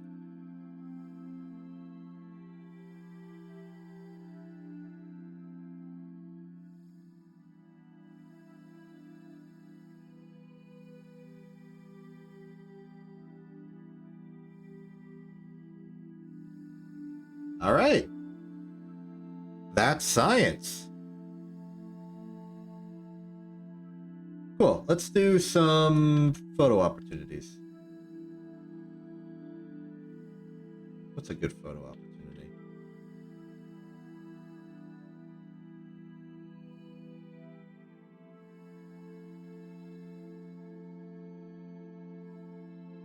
Okay, nighttime's too dark.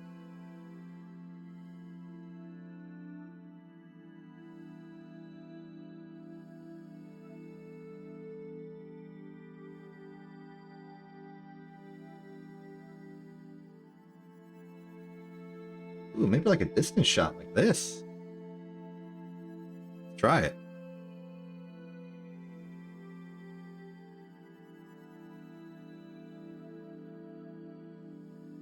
I like the fact that I have it perfectly aligned so that there's no shadow, basically.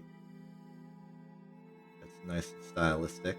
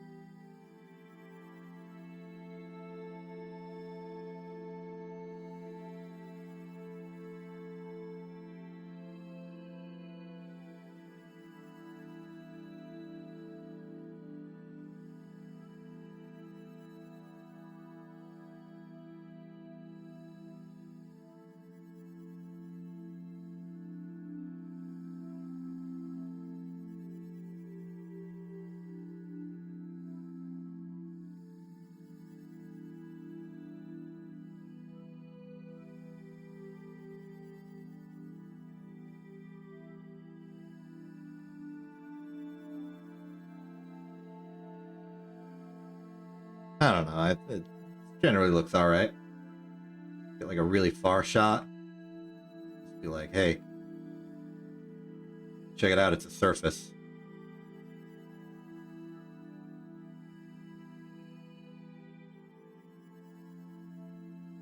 Ooh, this one looks nice.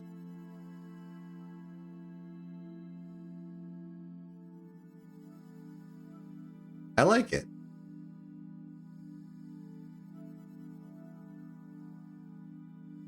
Cool, cool. All right, so to answer some of the questions that I didn't read, we don't need the parachutes. This probe satellite was designed to land on Duna, so it didn't really need those for this mission. This wasn't an expected mission. We just happened to do it. And as for what now? Well, the mission's over. We gotta go do a new one. Reap the rewards of our science, maybe buy a science. And yeah, they are very nice rocks. Knowing what we learned about the mission, I think we have pretty good sense of what it takes to do an Ike mission. We could send a rover next time. But at this point, we have gotten touchdown on 2 non-Kerbin SOI objects. We got a probe on Duna, we got a probe on Ike. I think the next thing we do is try and catalog the orbital parameters of something else. Granted, I should go and eventually do a crew mission to all these places, but I'm not ready for that. I want all the science I can get for maximum margins for a much heavier payload, namely crew, and the added requirements of bringing them back. I'm not ready for that, but I will be. I think that is ultimately what the goal has to be. Either get the orbital parameters of every celestial body, or land on a bunch of stuff. First off, we got 261 science. That is honestly not that much. A good step, but it's Ike. And it was a probe. Still, really good foundation. We're going to want more science. We're probably going to have to send it to Duna.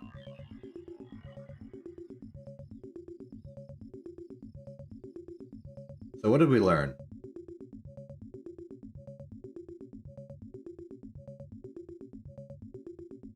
I think immediately we learned that the new lower stage is quite powerful, relatively simple, not that complicated, but that it could be more.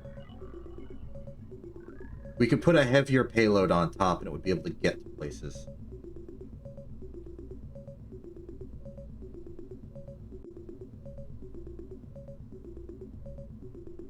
I think the next thing I want to design is a nuclear orbital stage. I just want to take, like, this big old thing, put some nerves on the end of it, and see where it can go.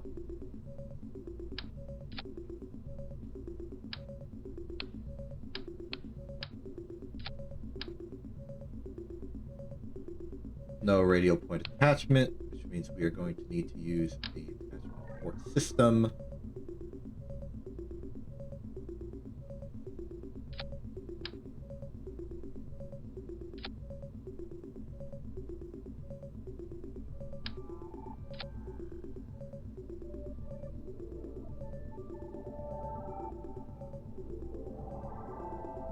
How much thrust we get? How much thrust does this get? It's a Wolfhound. The Wolfhound gets a thrust of 375. The Nerve gets a thrust of 60.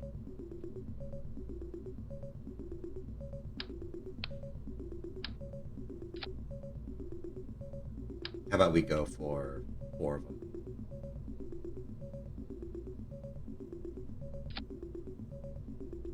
Like a cross formation.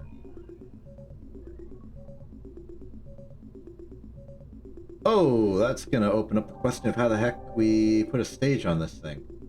I could make them more radially attached, but I think our best option would actually be to use the designated engine plate instead of this whole thing. So engine plate in, set this to 4x1.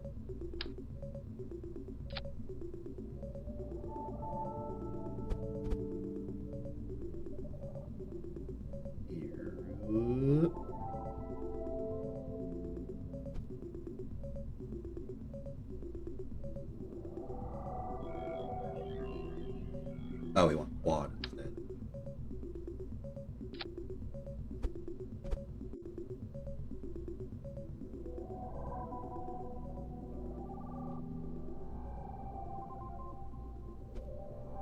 There we go.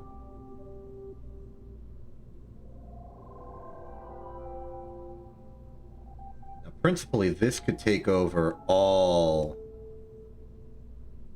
orbital operations.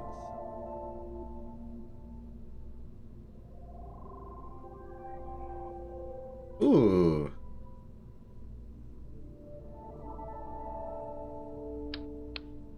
Shroud is maybe a little long. Medium long, perhaps. Medium long's better. There we go. Great. I don't even need the fairing there exactly. And then the upper stage can be something proper and orbital. Well, maybe like suborbital.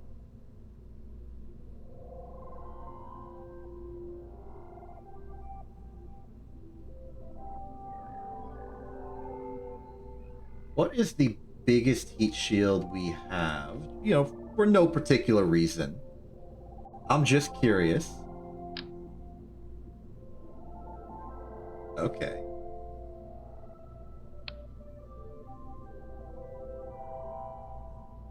I'm thinking on making a heavier duty lander, something that can hold a lot more science, and something I can just like throw at the surface of Eve and it'll just like live. Or Duna. Just more Duna. But I want like the ultimate science station here.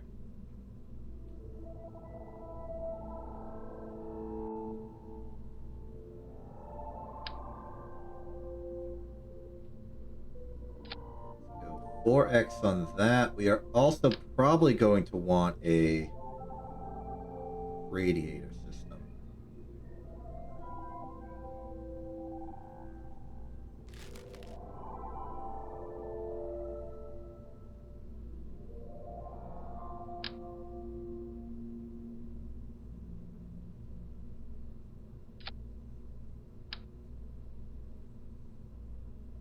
I don't know how critical the radiator system is going to be for this, but I want to make sure we have it around.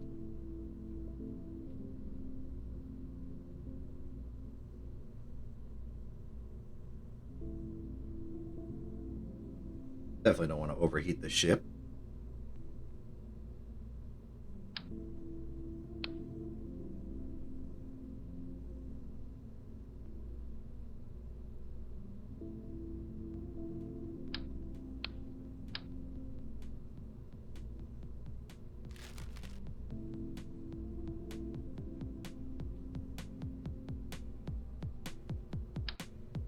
So digital wolfhound.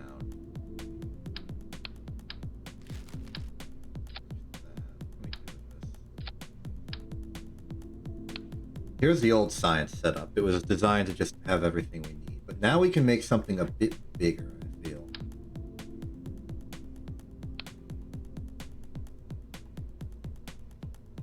Like big, all too big.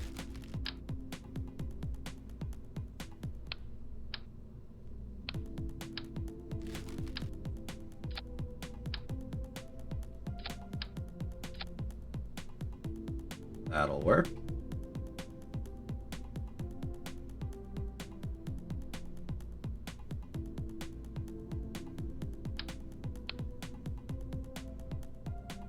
It's a little awkward that what I'm doing is effectively building the ship from the bottom up, but you do what you do.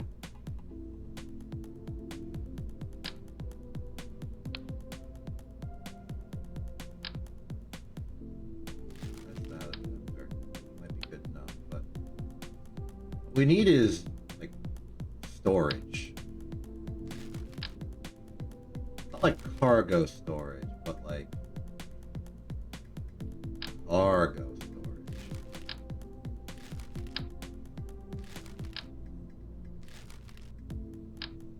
Cargo storage. Do we really go for this?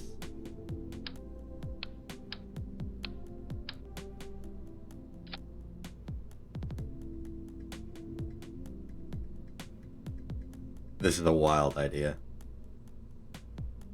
Also, hello. I missed your hello.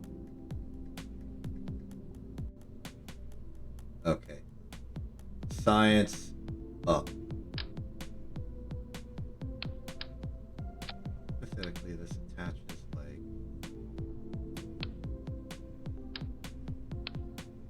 Why is there an extra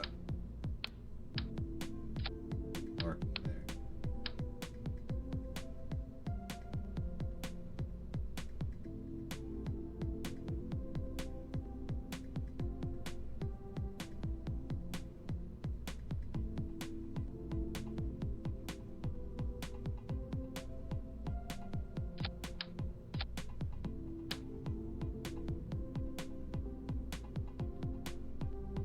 Yeah, they do.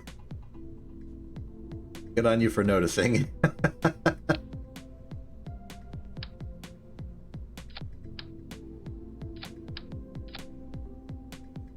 Okay, so this is going to be the foundation of our big old science bay.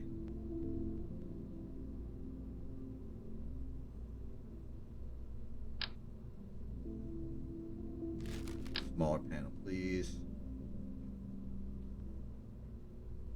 It'll be 2 times symmetric by necessity, really.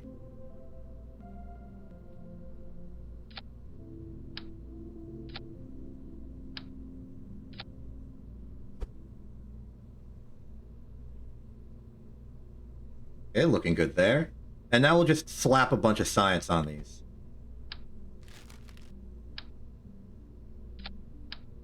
I don't really want them to be connected.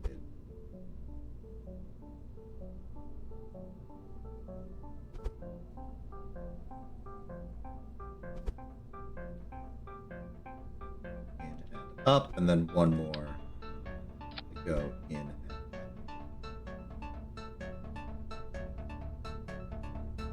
In and down in this case. No, I am not. Though I enjoy astrodynamics as a hobby. But that's mostly because I've played Kerbal Space Program ever in the past. That doesn't count for much. Okay. It's gonna be a weight imbalance unless I can put stuff on the other side. But oh, I can use the walls. Okay, here we go. So let's talk ravioli, seismic experimoli.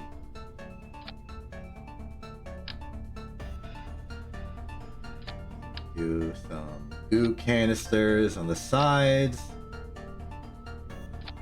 Temperatures down here. This is extreme overkill. I love it.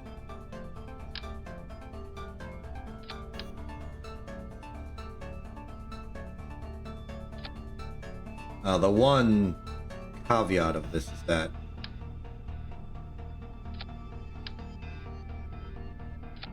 can't really physically reach them while the wait.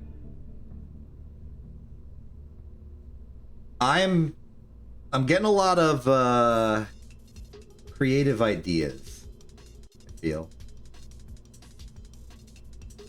Okay, new plan. How about we take the probe and have it be like the heart of the operation inside. And then we keep this thing closed. And then we just look down the bottom.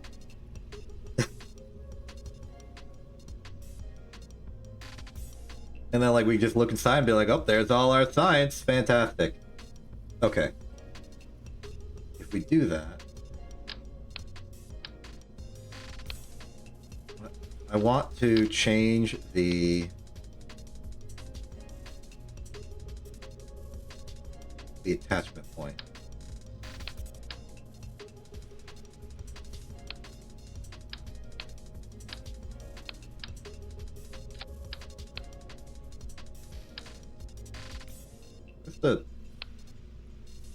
Where's my attachment node?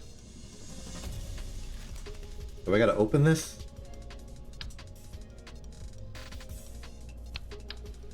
Oh, that's awkward. I've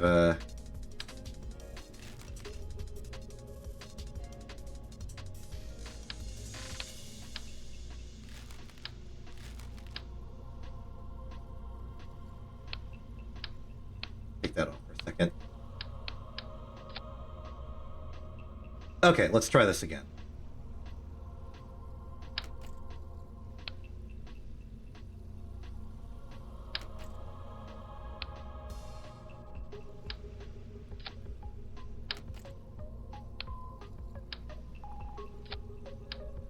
Oh, that is the root now. Okay, excellent. And that means we can build it from the ground up. So take that off. If I go to coupling, payload, and I take this,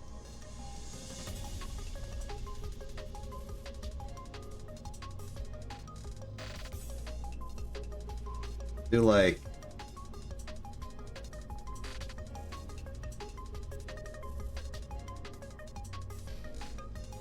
well, first let's get some of the junk out of the way.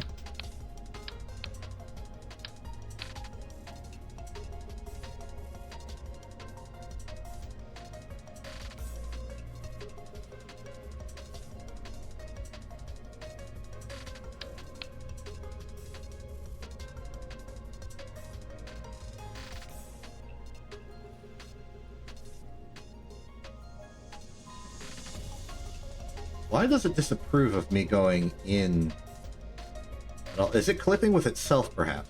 Let's give it a little bit of space. There we go.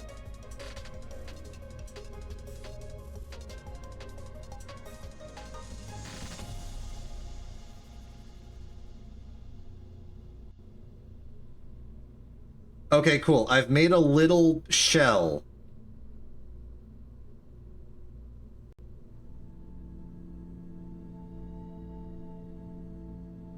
Which I can now fill in with stuff.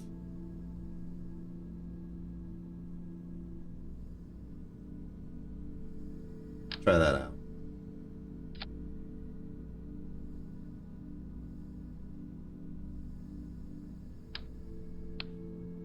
So like yeah, okay. We effectively want everything to be as close to on the surface of this as possible. So let's start with a good foundation of electrical systems.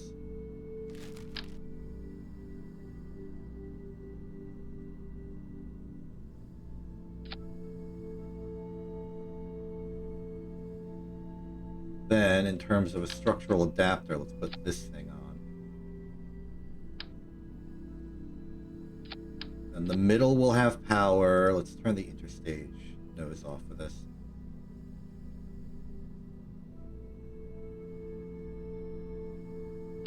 Then we do the science.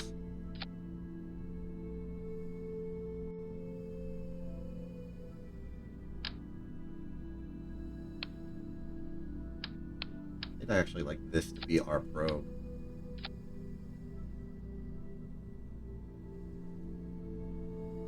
Okay, now we do more basic. In fact, we can just take this whole arrangement and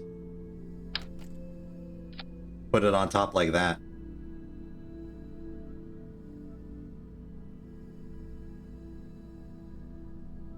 Granted, we want better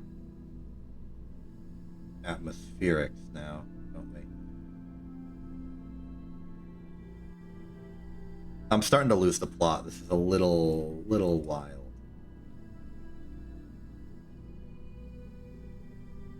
So the whole point is that we can attach this stuff lower down.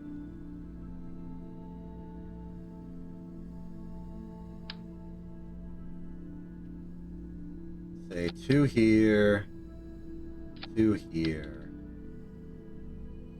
2 here, 2 here. So as we have power below, so get rid of that to make it a little shorter.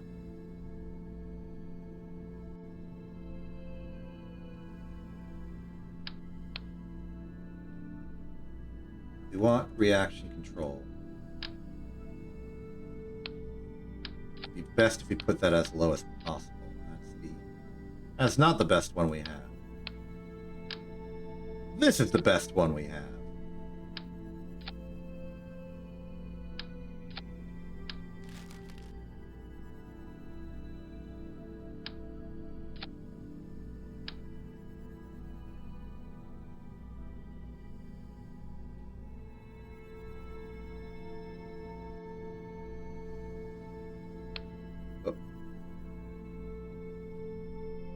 Mr. Gravioli.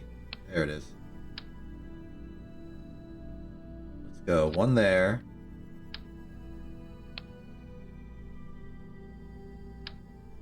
One there. Just 1 on each spoke.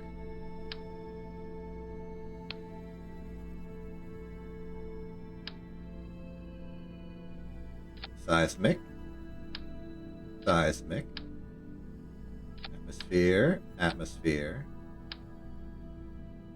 Thermometer, thermometer. Then we can get rid of this whole bar.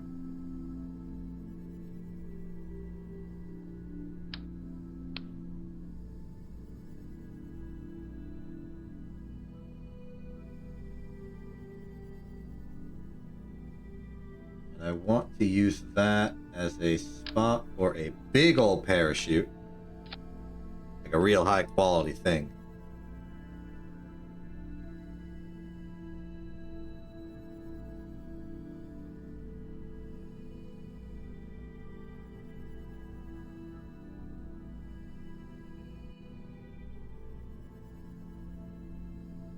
Exotic design we're making here.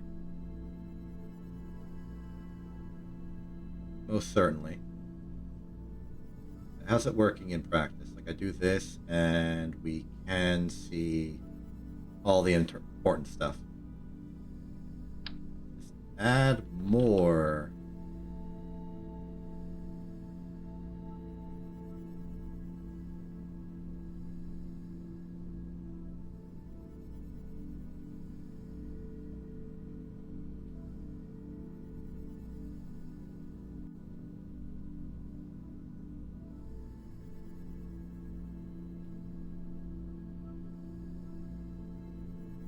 Forget this.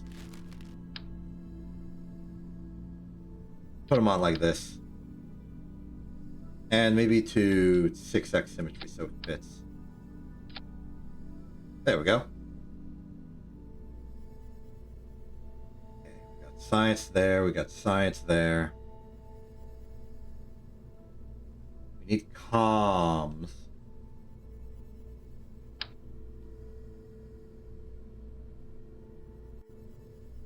Ooh, comms are gonna be a problem.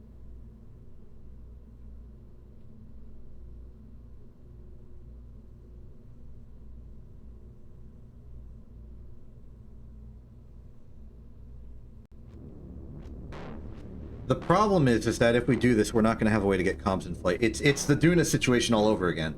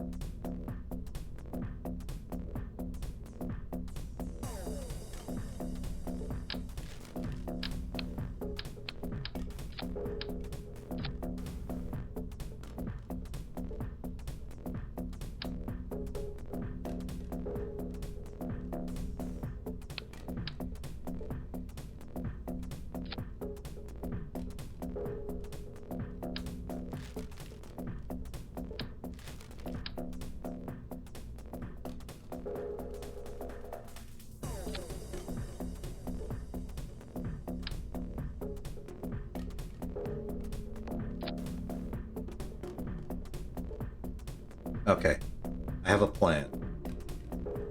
We've got this sort of central tower. It's a little tall, but just like before, we've invented technology to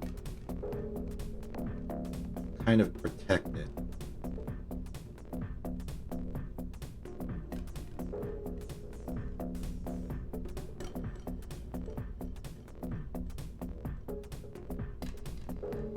What we do here is we look inside from above, get all of our science components ready to go. And then get ready to do that science on the way down. Then when we land, we just jettison the whole fairing system and go. But just like before, we're going to set up an automated system to close the main antenna, wait like 8 minutes, and then open it again.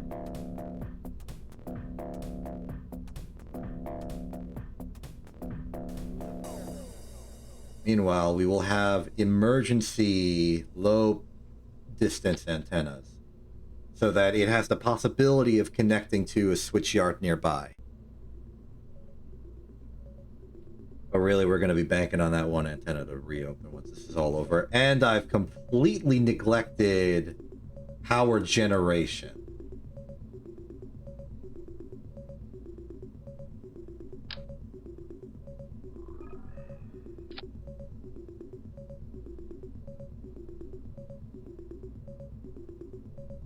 Okay, well, in that case, we do this. Do good. The Model B goes out.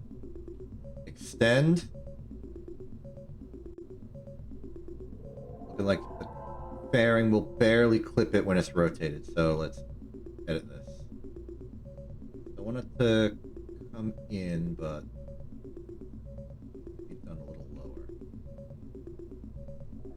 There we go.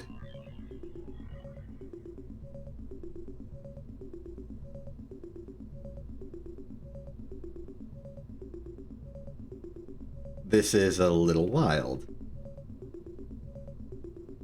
Okay.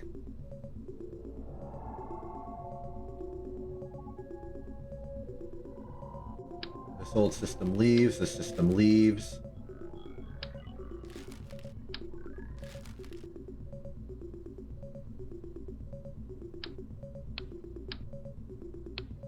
You know what I'm gonna do?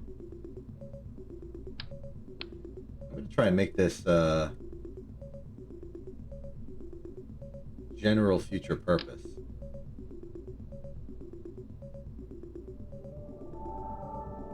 This is a terrible idea. I want to put a docking port on. No, I don't. This will be expendable. We're not ready for the super future. Okay. So here's the idea. This thing launches, it goes into space, all of its cool space stuff happens. The front's gonna be real drag heavy unless we do something about that, and I will.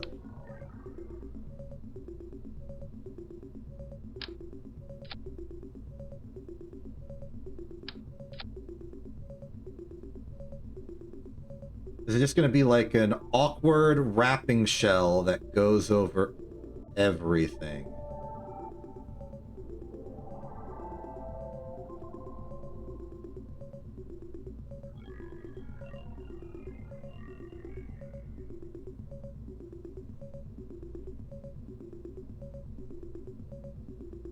Terminate fairing construction for a second. Okay. Close these. Close that for a second. Resume construction.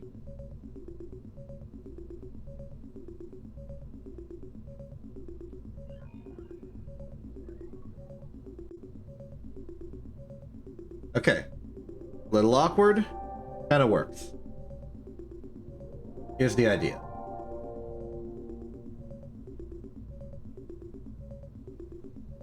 We are going to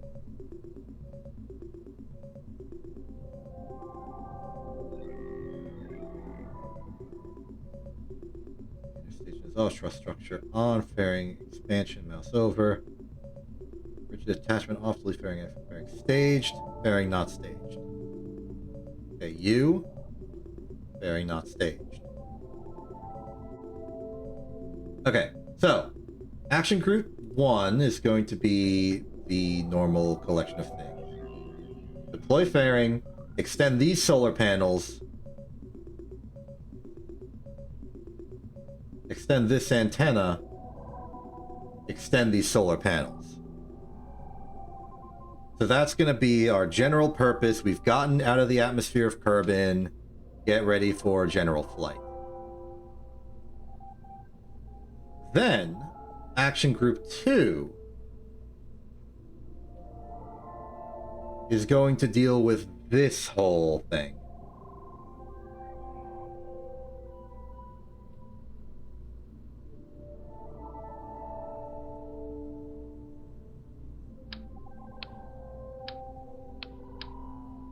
I'm making one awkward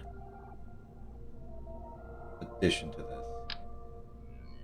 That I would like to have a monopropellant tank. There is no monopropellant tank big enough to do this task. Okay.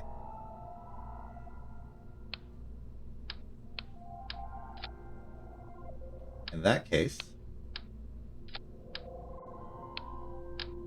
I'll put it somewhere else. Actually, it might be better as a radial attached thing. So, monopropellant tank, just a little one radially attached. Or we could, no. Stick with the monoprop, it's simpler that way.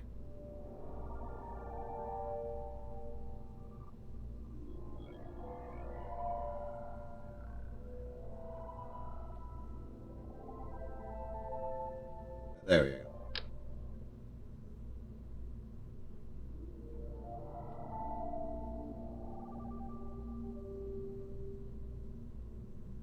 Look, that's like that. It almost looks intentional.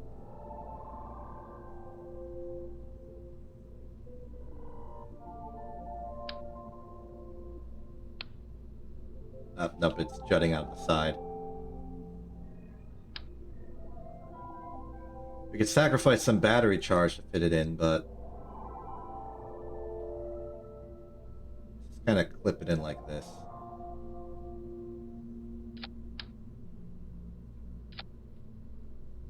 Doesn't look too bad.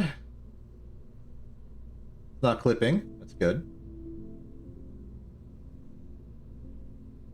Then we want some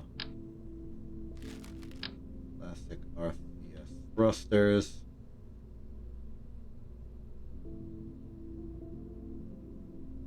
Attach them to the top.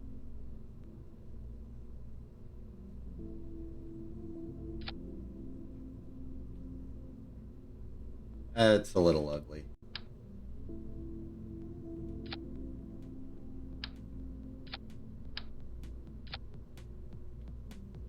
Yeah, that should give us reaction control in most directions. The objective of those is just give us a little bit of control after we separate from the nuclear stage. Give us some wiggle room. You have to get us some distance from it and all. Okay. Now let's set up group 2.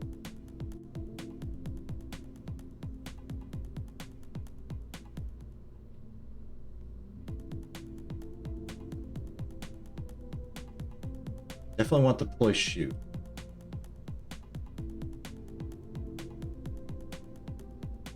Play sequence.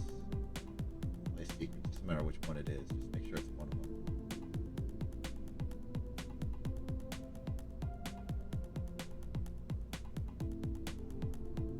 Track editor, what do you got? Nothing. Nothing and nothing. Okay. Let's figure this out. So, thing we want to do is think it's better as a toggle antenna.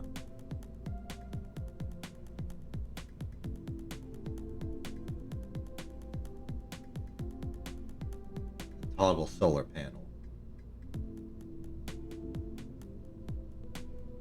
This one.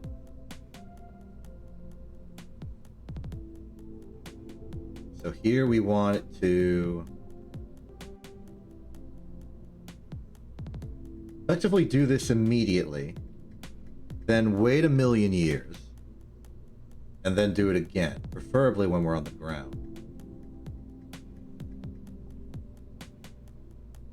Then we want the length of this playback to be... Like, I'm going to say the safe bet for any situation we're doing is going to be like 10 minutes. 7 minutes was close when we did it before, so I'm going to go like double certain and do 900 seconds. So that means that this whole thing will activate. 15 minutes later, it will activate again.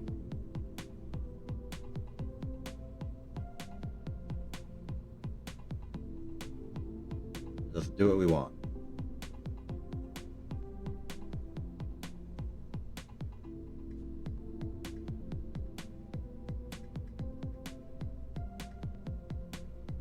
Goes through its whole thing, pause it, arbitrarily slide it all the way over there so I don't have to wait forever.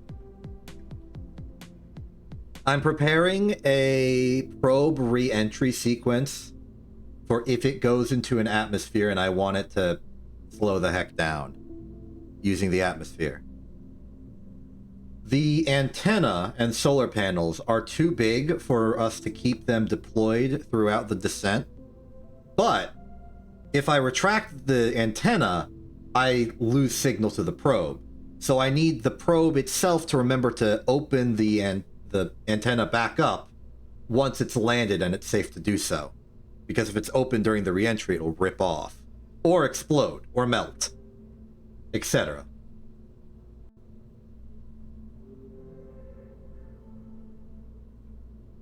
So basically I'm setting up a 15-minute timer where it will close the antenna and solar panels and then open it 15 minutes later.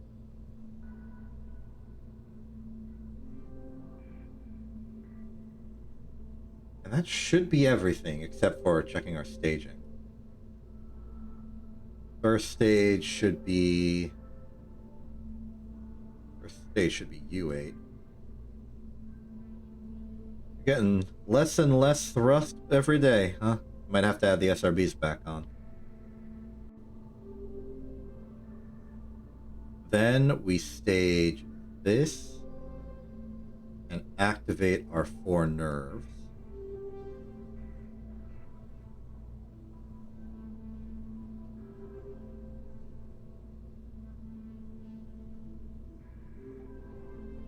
Take that off the staging. I want to take no chances with that.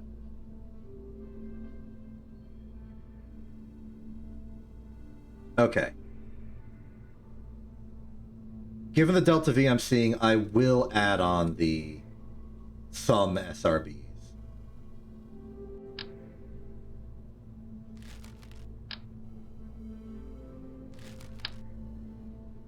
You know what? We got Clydesdales. Let's use Clydesdales.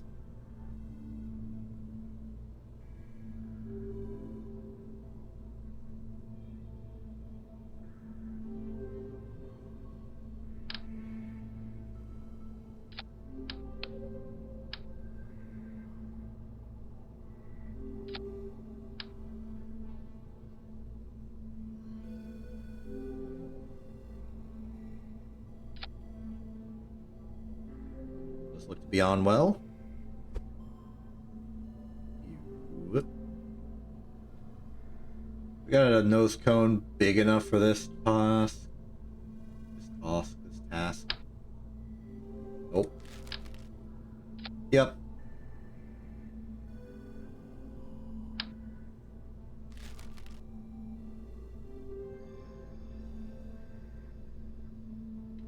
Huh.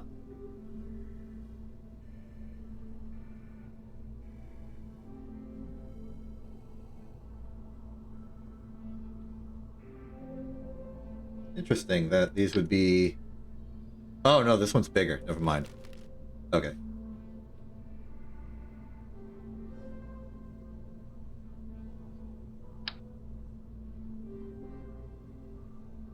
Next up, let's put these together for additional stability. Do the same with the nose to the main ship.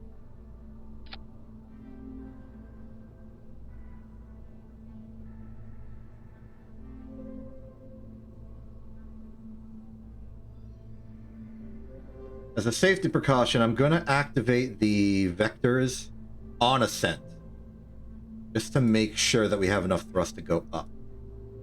It may not be necessary long term. Okay, time for the next tin can test. I should probably name this thing. Though I would accurately describe it as a tin can. We could just call it the tin can.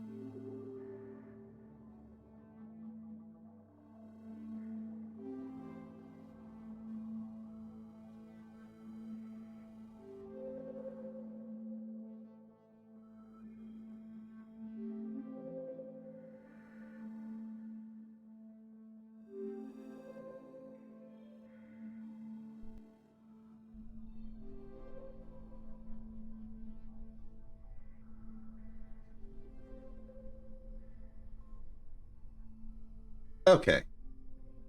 So, tin can, ready for launch. I mean, we notionally wanted this to go to Eve.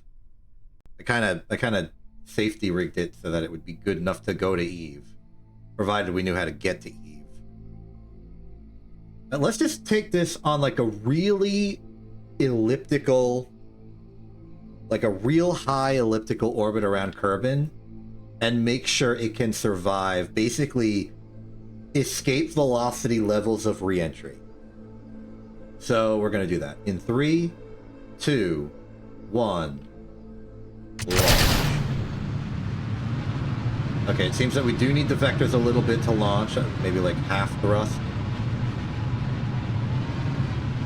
Like a third thrust.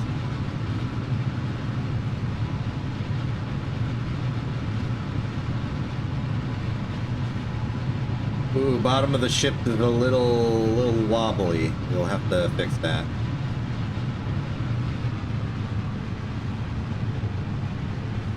Counteract that problem by just lowering our thrust.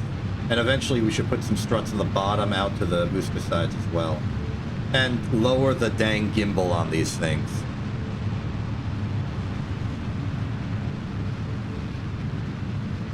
Wow, these things actually, the SRBs burn for a long time. I'm impressed.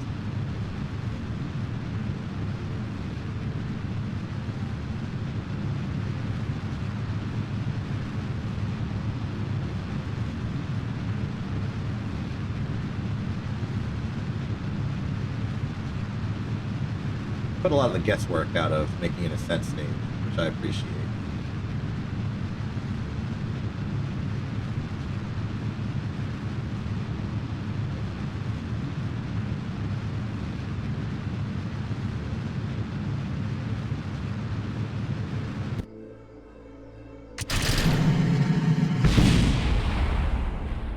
Yep. We have lost the engines.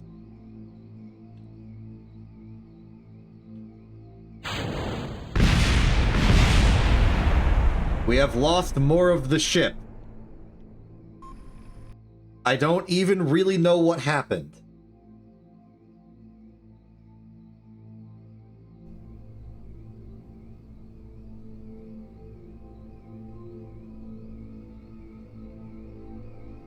Okay, well, first off, we can solve the wobble issue by sliding down here, putting this on 4x symmetry, and slapping them to the outside. That should keep the entire bottom of the ship stable. Why did this break? Oh, it might be because I didn't remove the bearing. Okay. Easy fix there. Next is fixing the tendency for this thing to blow up into itself. For that, we are going to need ejector seats.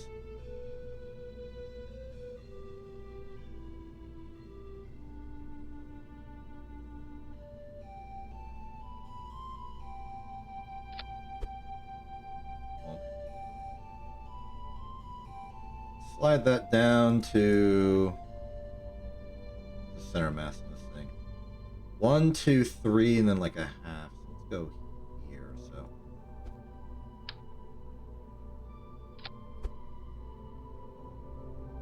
one lower. That looks aligned. Okay, then we want to span these outwards. Maybe like 2 clicks. 2 clicks out here. These SRBs will be activated along with the radial decouplers to do radial decouplersy things. That should get them clear of the ship. And now, I think, we can name this thing.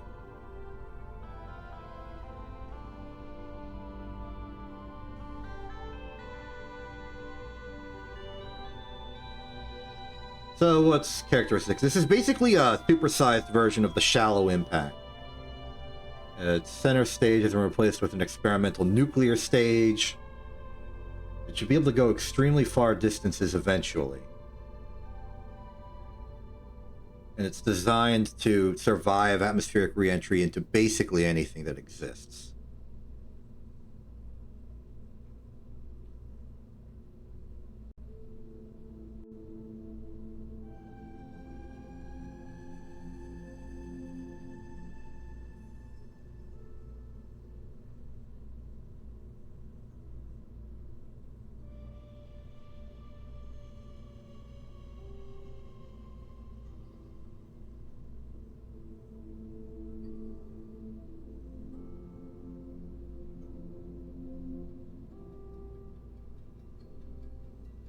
Thinking of a name for something, the hardest part. It's annoying. I want to make it a good name. That means I gotta, like, agonize over what the heck the name should be.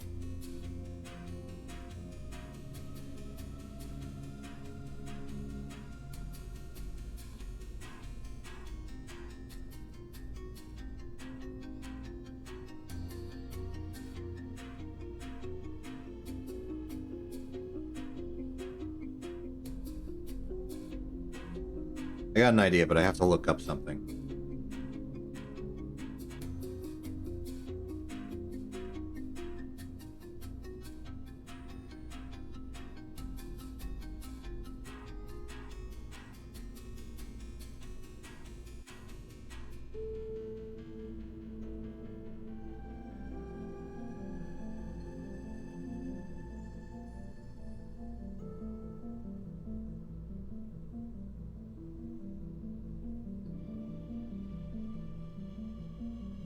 Okay, I think I got an idea.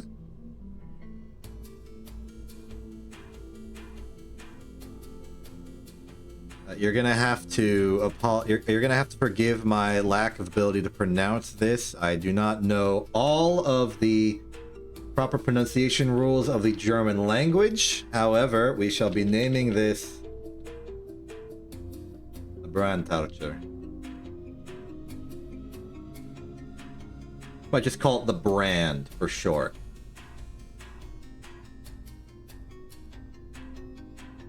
This is our FE23. Okay, just to confirm, everything is situated properly. SRB, SRBs, radials. Stage 1 is the vectors combined with the SRBs. That's all good. So to the upper levels, we have stage here, nerve, we have the parachutes. Okay. I think I am going to stage this fairing just as a fallback in case I forget to.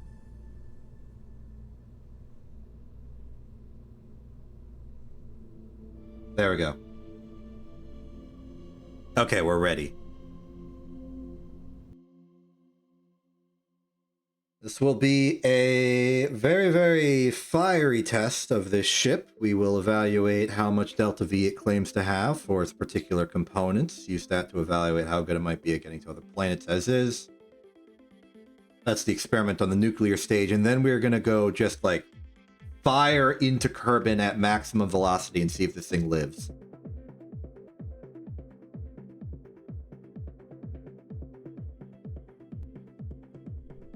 The test is a couple-fold. 1, does this ship get into space good? 2, what's its delta V when it is in space? 3, does it live at extreme hypersonic reentry? Those are the tests. In 3, 2, 1, 1. Okay, throttle back the vectors to about 2/3 impulse. Forgot to lower the gimbal. Oh well.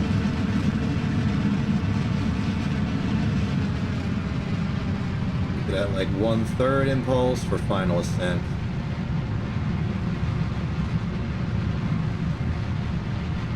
Hoping I did good on the center of mass for the ejector seats. Start turning over, lower the thrust even more.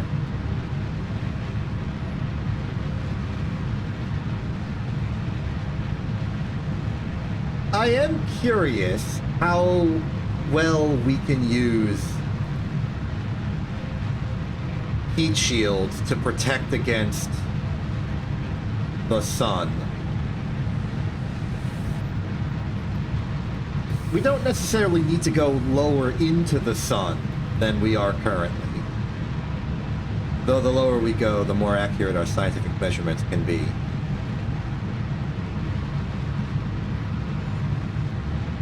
Really, this is designed to be able to allow us to actually do, like, straight interplanetary capture into landing burns. Like, don't even bother going into orbit of Eve, just straight to surface. That kind of stuff. We have lost the ship.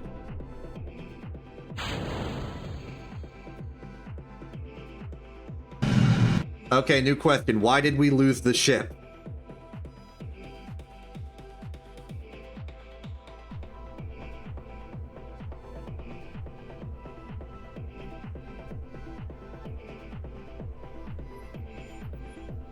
I think didn't have enough out thrust. I'm gonna alter the plan for these. We're gonna like very deliberately try and Kardashev cross it.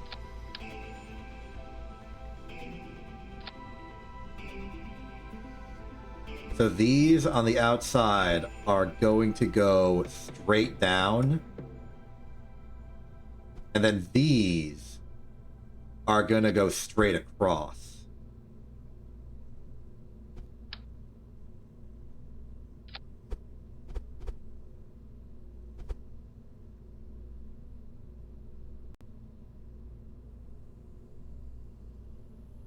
Those aligned. Seam aligned, okay. So like this.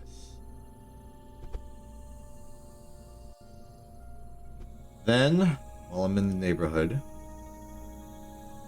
the gimbal limit down to 10. We don't need crazy gimbal.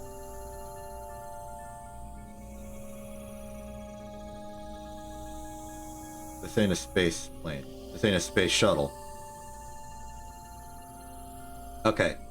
So we're hoping that this will basically Kardashev cross itself.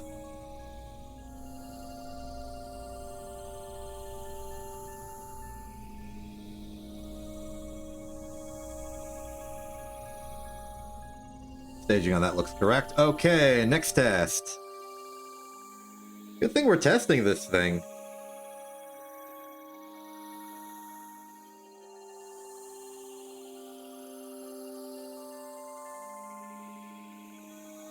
I better see a cool flippy thing when this thing is done with.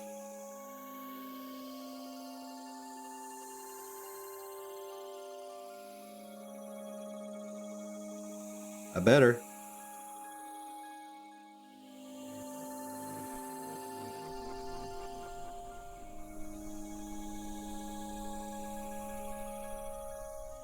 Okay, test flight 3 of the fire diver in 3, 2, 1. 2/3 impulse.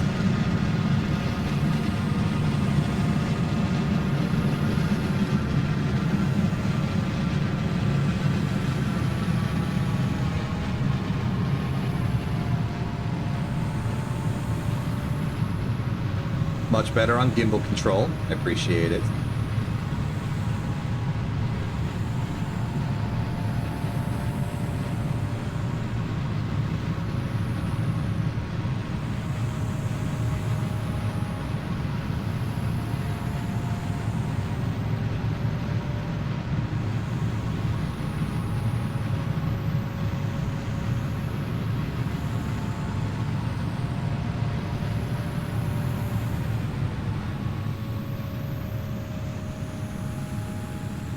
Atmosphere is doing a few things that are perhaps not comfortable for the average passenger.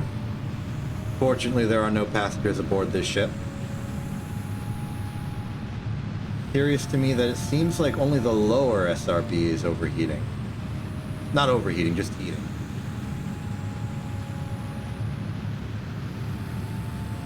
Maybe because it's less in the wind? Because we're turning?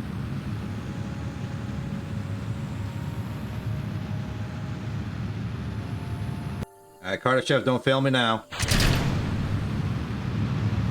Oh, ho, ho! Beautiful!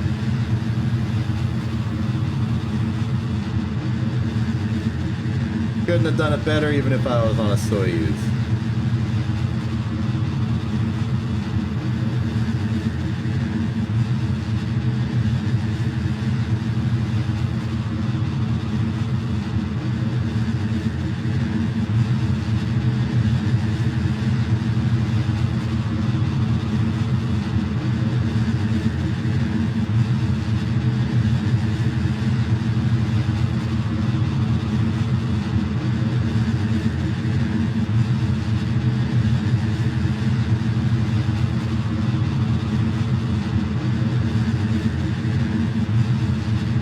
I think we've overshot. You know, good sign, but I think we overshot.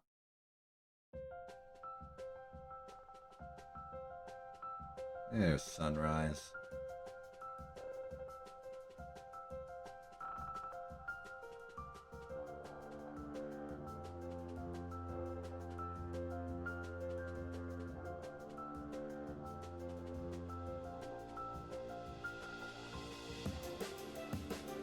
We didn't overshoot as much as I thought.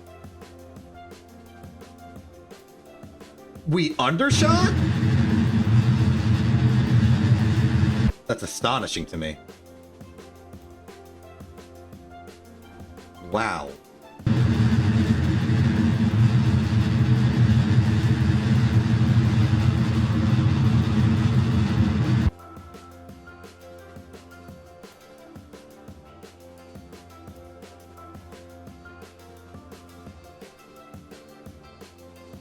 Okay, let's get this thing ready for insertion. Let's activate.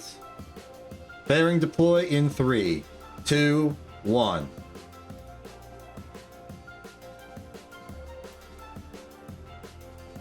This is a flaw in my design. Oh, it might just be a timing thing. Understood. Might have to swap those around in the order. Or just press 1 twice. The way the vessel is prepared, configured for flight.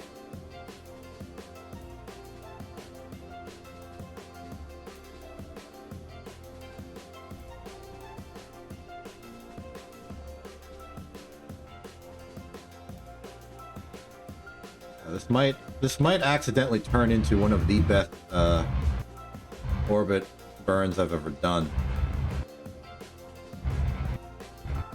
So, what is our nominal speed right now? What do we want?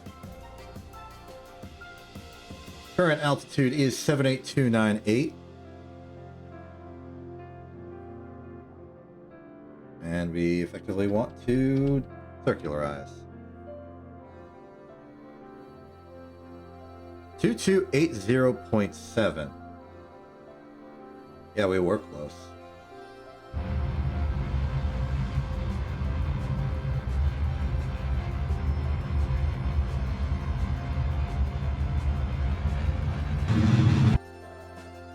Okay, so we're in orbit now.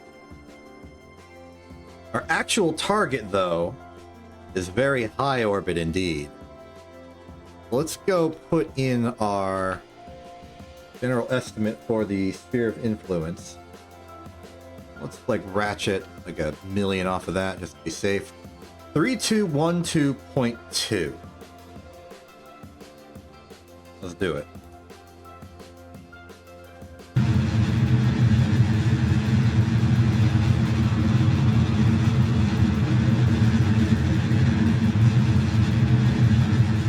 Moon better not be in the way. Moon is not in the way.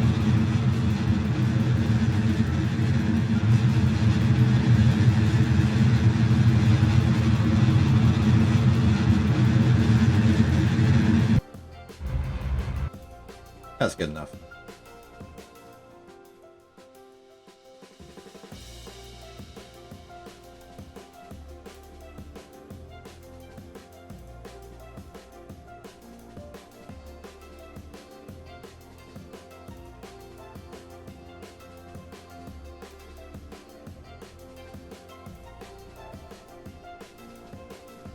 So essentially all we need to do for this test is fly way out and fly way back in, careen ourselves towards the surface, and then see what happens.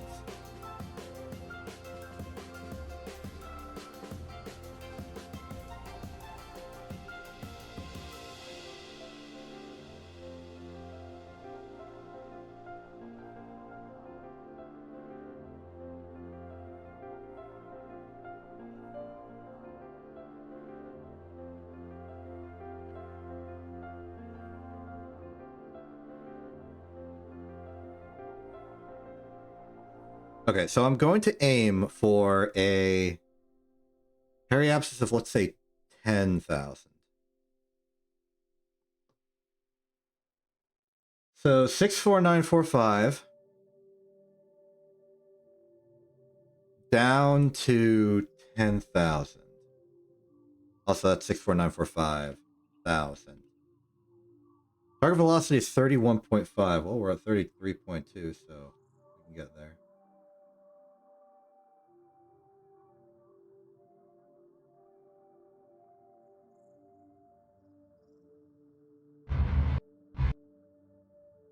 Okay, I'm going to stick it at 31.7 just for the margin.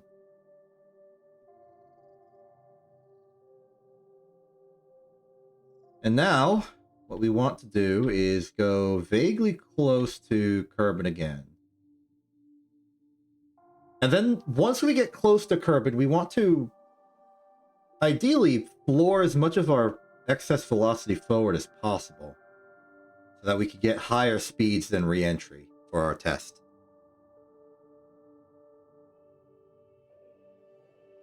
It'd be a bit of finagling to do that, though.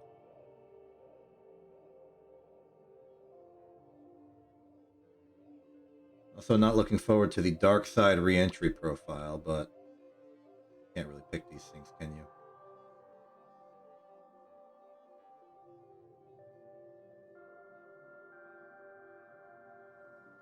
Once we get reasonably low, even thrusting prograde will not lower our...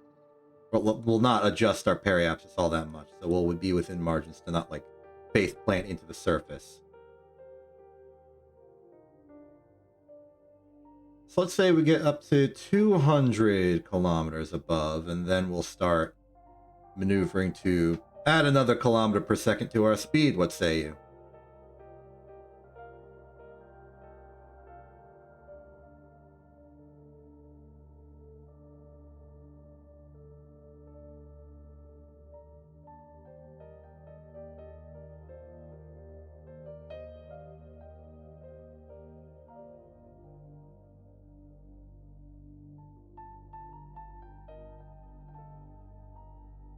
Hold on, are we even hitting the atmosphere? I think we are. It's going to depend on where exactly this thing thinks prograde is.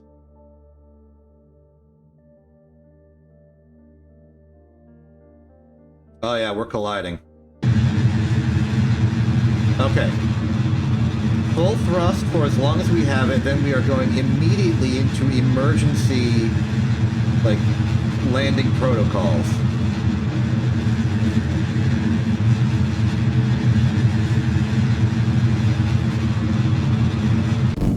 Okay. Nuclear stage, how you looking? Well, you work. I would love to test you long term, but we're out of time.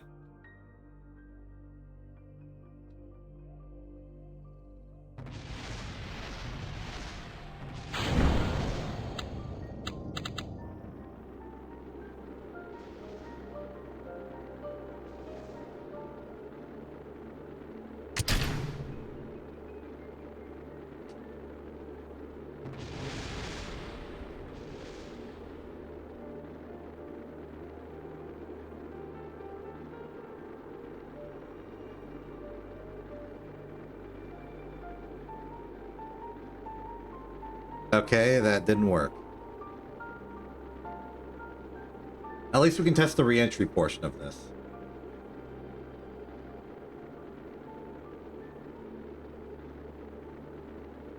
The re-entry portion of this seems to be going fine. If I induce some wobble, it tries to stabilize, which is the intended behavior.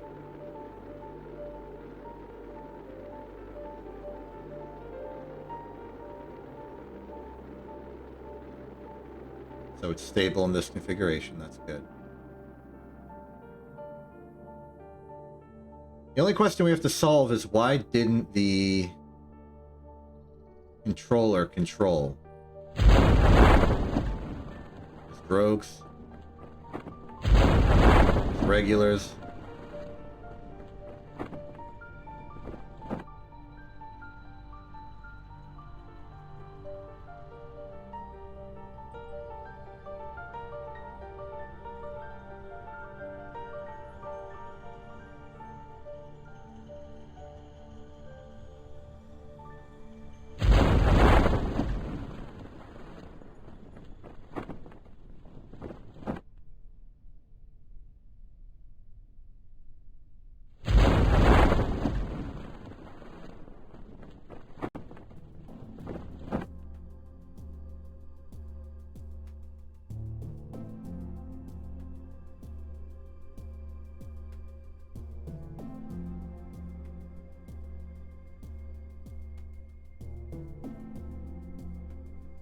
Okay, so it's starting to look like my whole fairing strategy isn't making anything inside of it work. So we're going to need a new method to keep the internals of the ship safe. That isn't this fairing. Oh, very buoyant.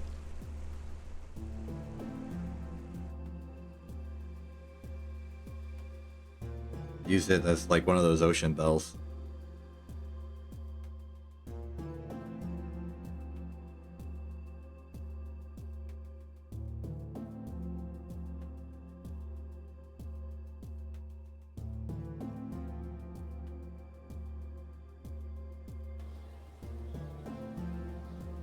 All right, next time we do this test, I'm not going to go all the way out to escape velocity and then come back. I'm just going to like point down and thrust. But we need to redesign the top of the ship. The whole fairing thing didn't work.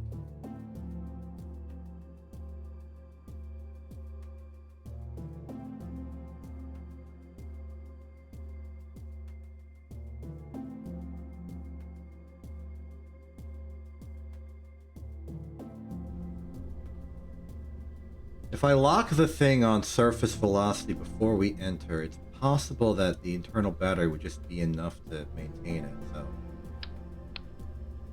maybe we don't even need that second.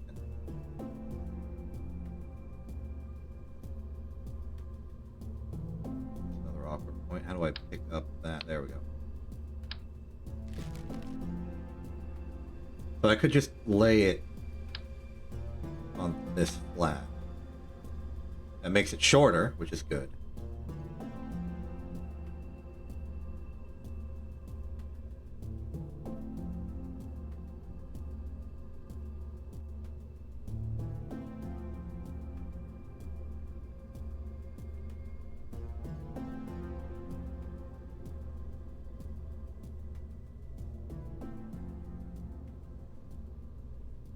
So action group 2, why didn't you do anything? Was it because you were stowed? No, I think it's because your play position was already set at the end. So do that. Open the editor. Move these to ×0 exactly.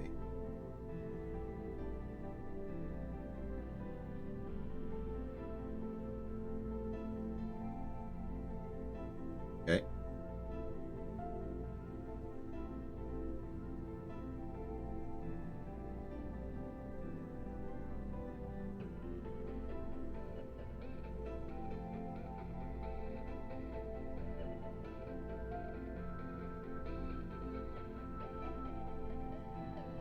Group 3 I'm gonna have be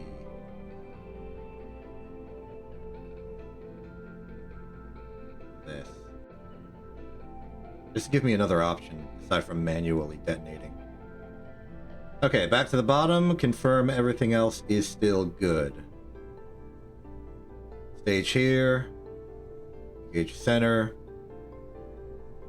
Kardashev, check.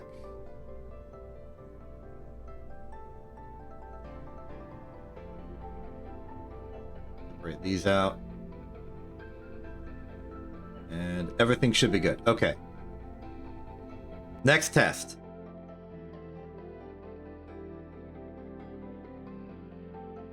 And this time, try and give us some time to do all this.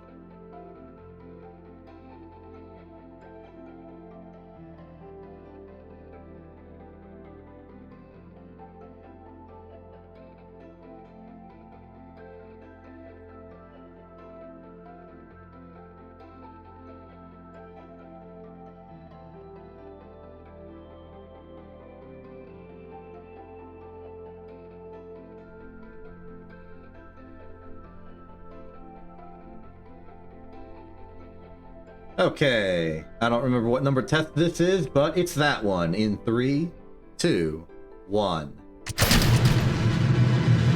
This is a lot more normal KSP stuff we're doing right now. Making a weird rocket and trying to make sure that it works.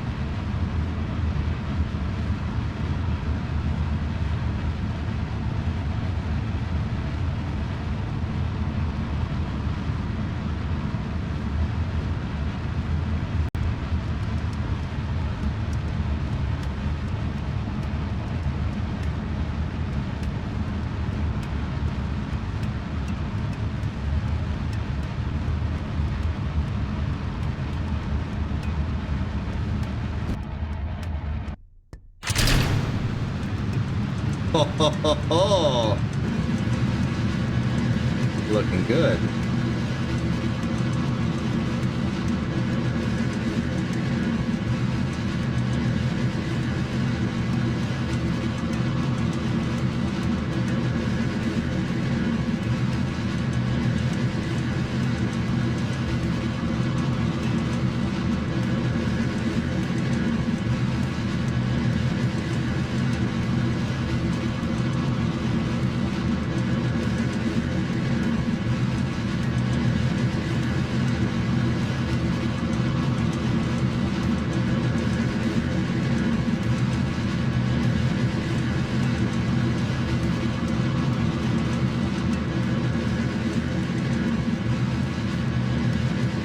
I'm gonna go up, and then I'm gonna go down. That's how it's gonna go. Up and down in that order.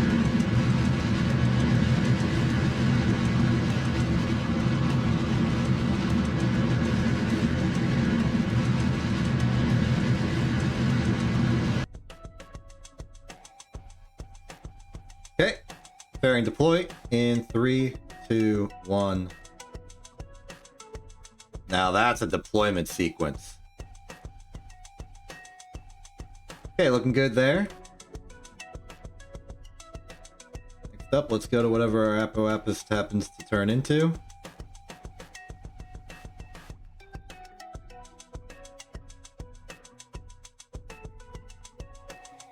And we head back down.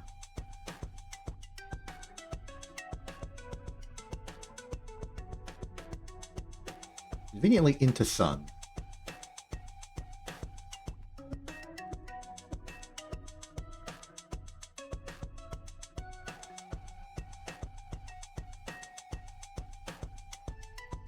Okay, this is close enough. Make prograde.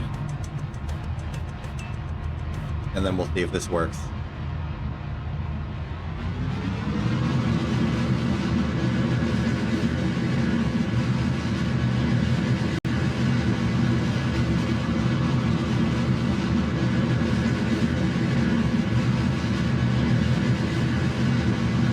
Effectively want to skirt the line on re-entry and escape velocity.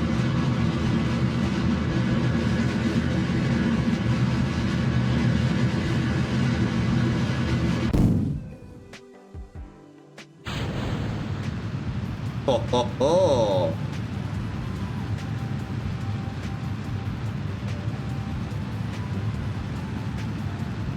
Just like target the horizon.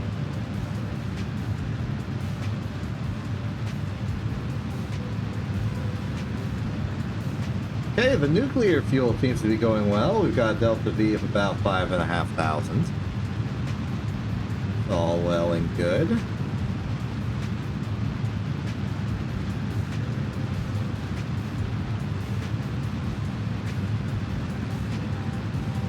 Not that much acceleration, but that's to be expected.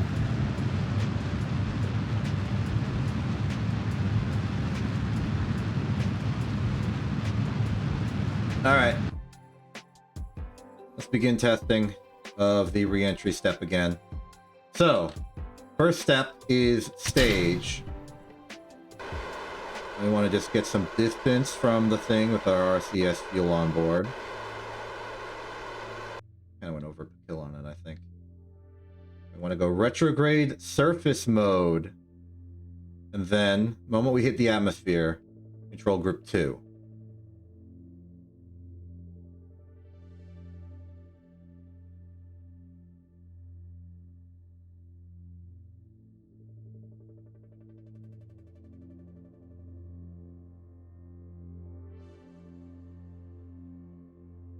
This will be a reasonable test of like hyper re-entry circumstances.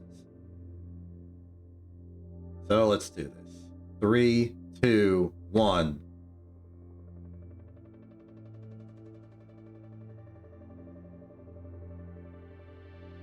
Okay, components are stowed. SAS is available. We are going to be in plasma blackout momentarily.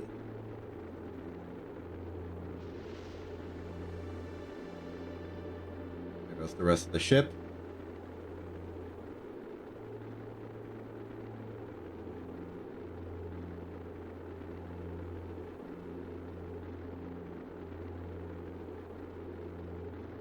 Things are holding steady. The camera is shaking more than the ship, really. Okay, with suborbital velocities. The rest of the ship's blowing up, but that's expected.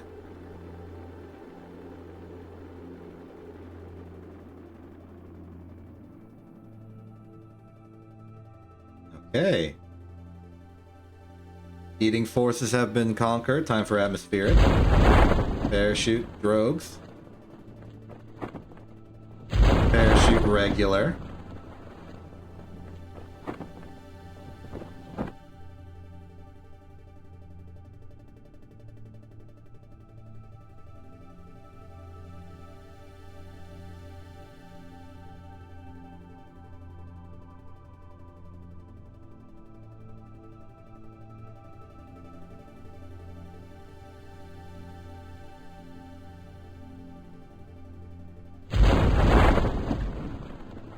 Rogues are out.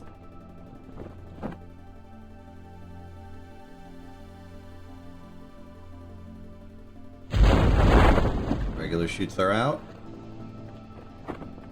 Final descent velocity is 5.4 meters per second. Pretty good.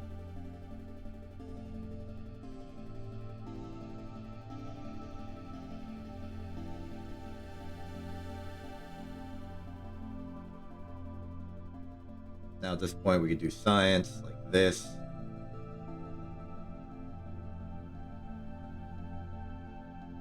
Or this.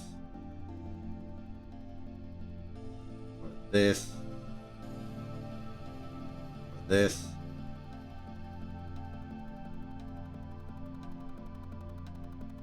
And we hit the water.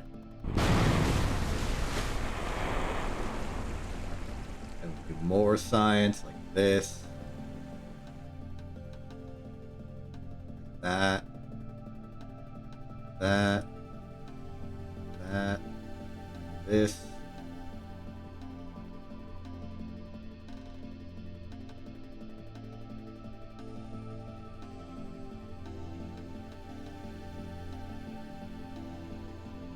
And then we'd be good.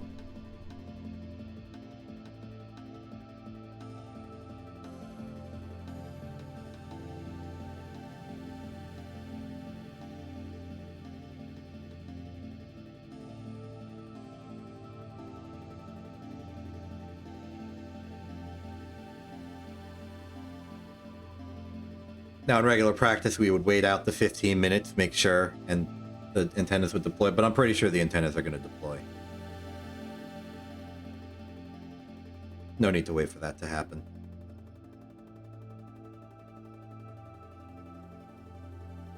And the choice of 15 minutes is very much like worst case scenario. It only took 7 when we entered Duna.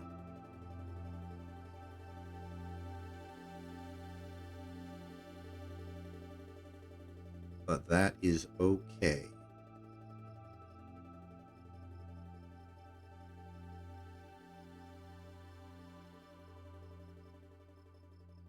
Yeah.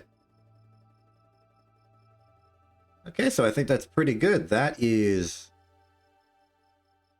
like a decent rocket we've built that can basically do what the shallow impact does, with a little more robustness and a nuclear stage. So to end things off, how about we do a little bit of a scientific observation? Where is the solar bungle? There's the solar bungle. Found it.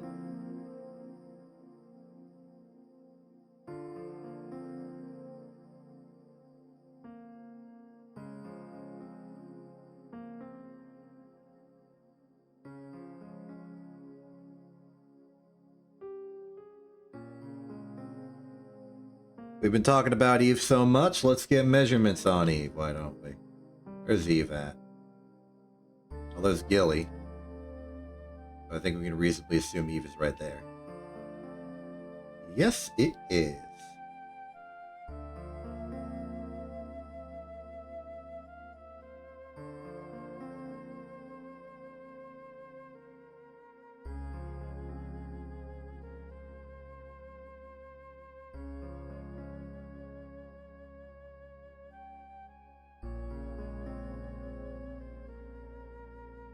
Look for Eve.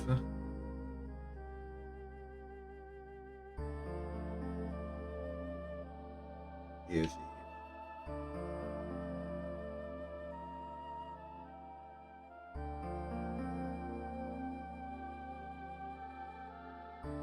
So right there is Eve.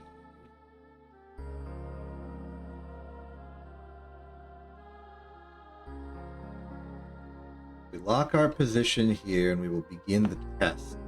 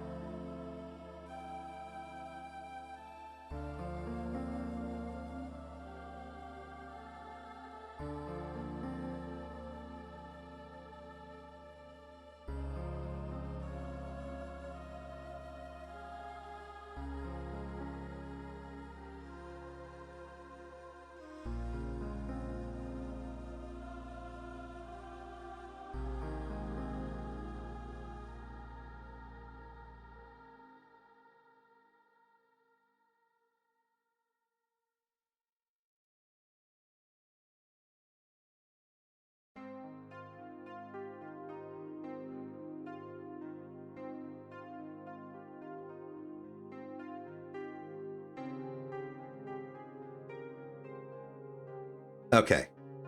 We got the numbers in. We got the time in. You didn't see the time, but I wrote the time, and the time's there. Here's the plan. Same plan as before. We look at Eve. We time warp. Eve will move out of where we're looking, and then eventually, one orbit of itself later, it will come back. We know that Eve is on a lower orbit than Kerbin, so we are expecting Eve to return in less than 1 year. If Eve ends up taking more than 1 year, then we'll know that we've accidentally missed it and 2 years have actually happened. That's fine, though. That'll give us a more accurate number. We could even intentionally do that. But for now, we just want a vague approximation, and we will get it. So prepare the test. Complete. Hands off the controls. 3, 2, 1, warp.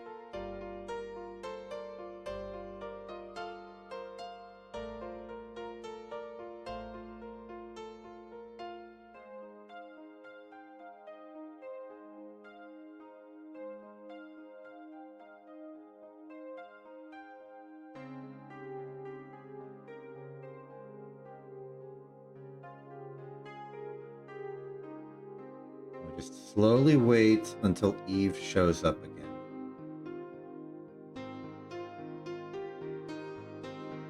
Oh. Alter the camera's position a little bit. That's okay. As long as we realign ourselves before Eve gets back, it's fine.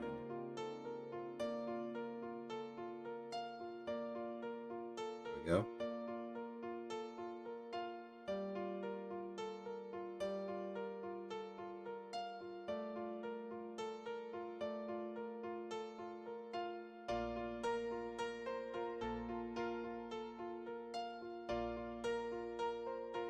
Trying to keep the relative speeds low because we have no idea. Like it's going to be moving faster.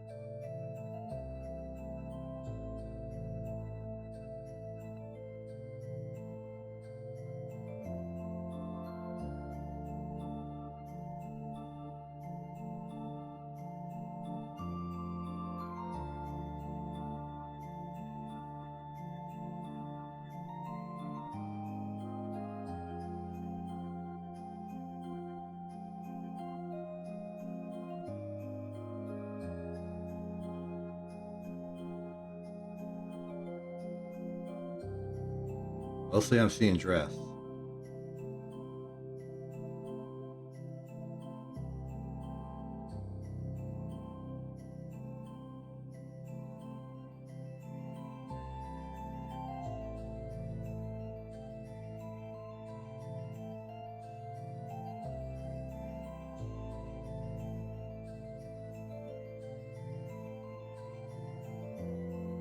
Oh, it's back.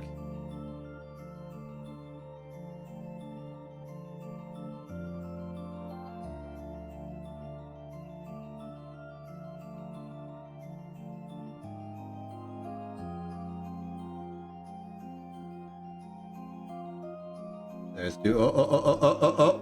Eve is back on radar. Get ready.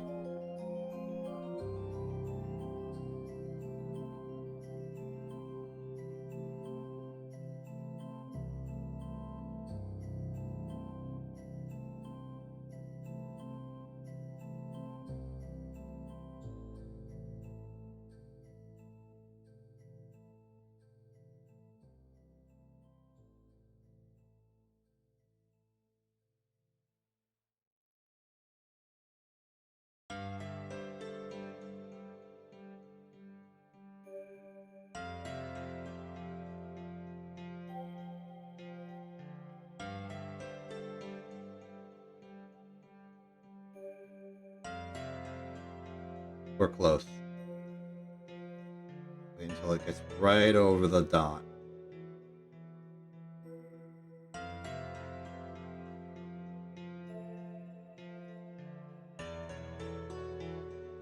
Okay. I'm calling it there. This is our time. We can get another one for like a minimum and maximum because our orbit oscillation would give us like 2 points of reference. So I can do that after we put in this number and get this value. So current time is 129.96.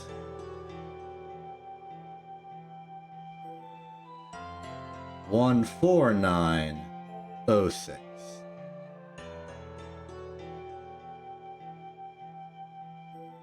Giving us an orbital period of a thing with a lot of 5s and a lot of 1s in it for some reason. So this is the min. It's not really the min, but it's effectively the min for orbital period. Now, because of the possibility of retrograde movement, we are going to time warp a little bit and see if it comes back. It did almost immediately. In fact, I think that was within like 1 hour. Because 149, now it's 255. So we were just barely on the precipice there, but it will come back again, and I'll use that one instead.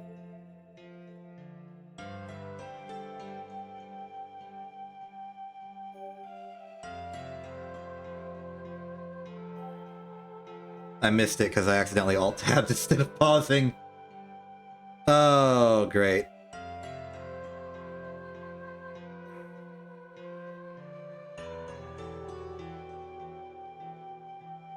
Darn it.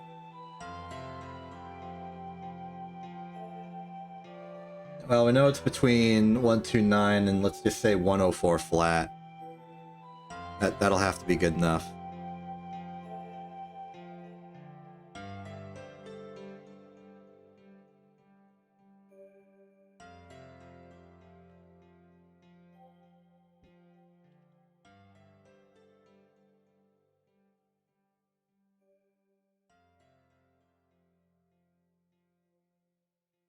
Okay.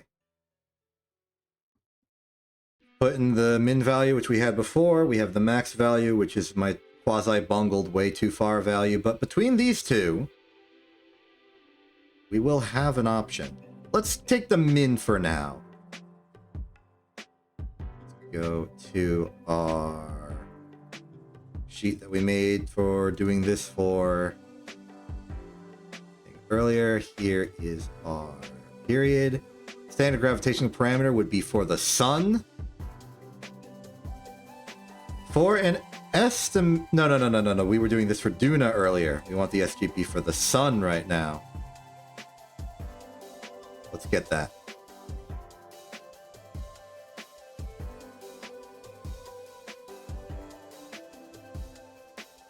Paste that in. Okay.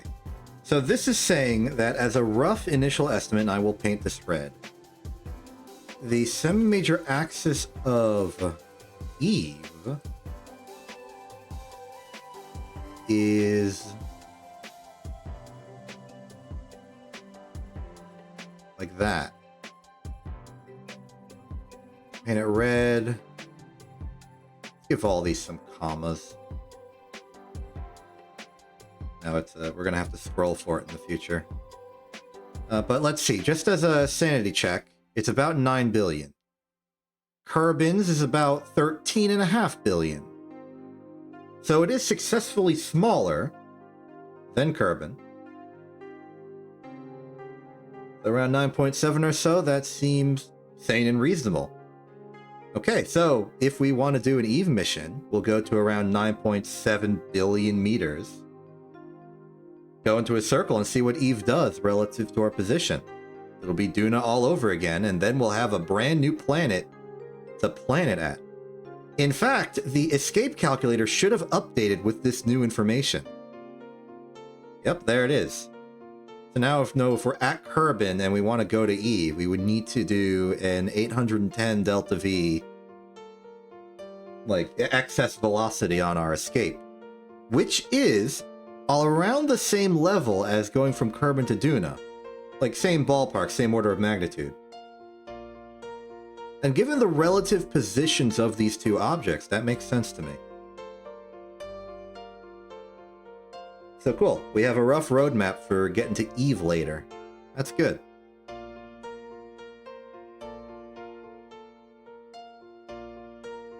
That was the wrong button. I wanted to go back to the Space Center. Oh well. Well, you're gonna get to see the main menu. I'm ending, you know, like I'm ending the stream now anyway. Like we did our stuff. It's fine. Unless the game randomly crashes. How you doing, Val? Well, I'm gonna call all of this a lovely success. Just good, standard progress being made. We landed on Ike. We got the roadmap to get to Eve soon. Probably next we're going to send a liaison off to Eve to get those data. Refine our numbers, try and get an encounter, and then probably send our brand new ship, the Tin Can, the Fire Diver, the Brand, to Eve. Just slap into the ocean and see what happens. Exciting stuff. Now, I think Jewel will be fine, honestly.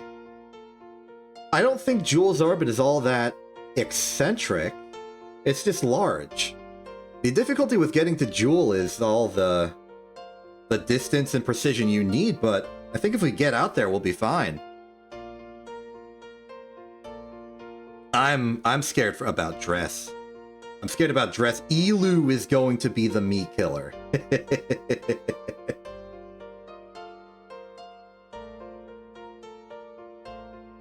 It'll be fine.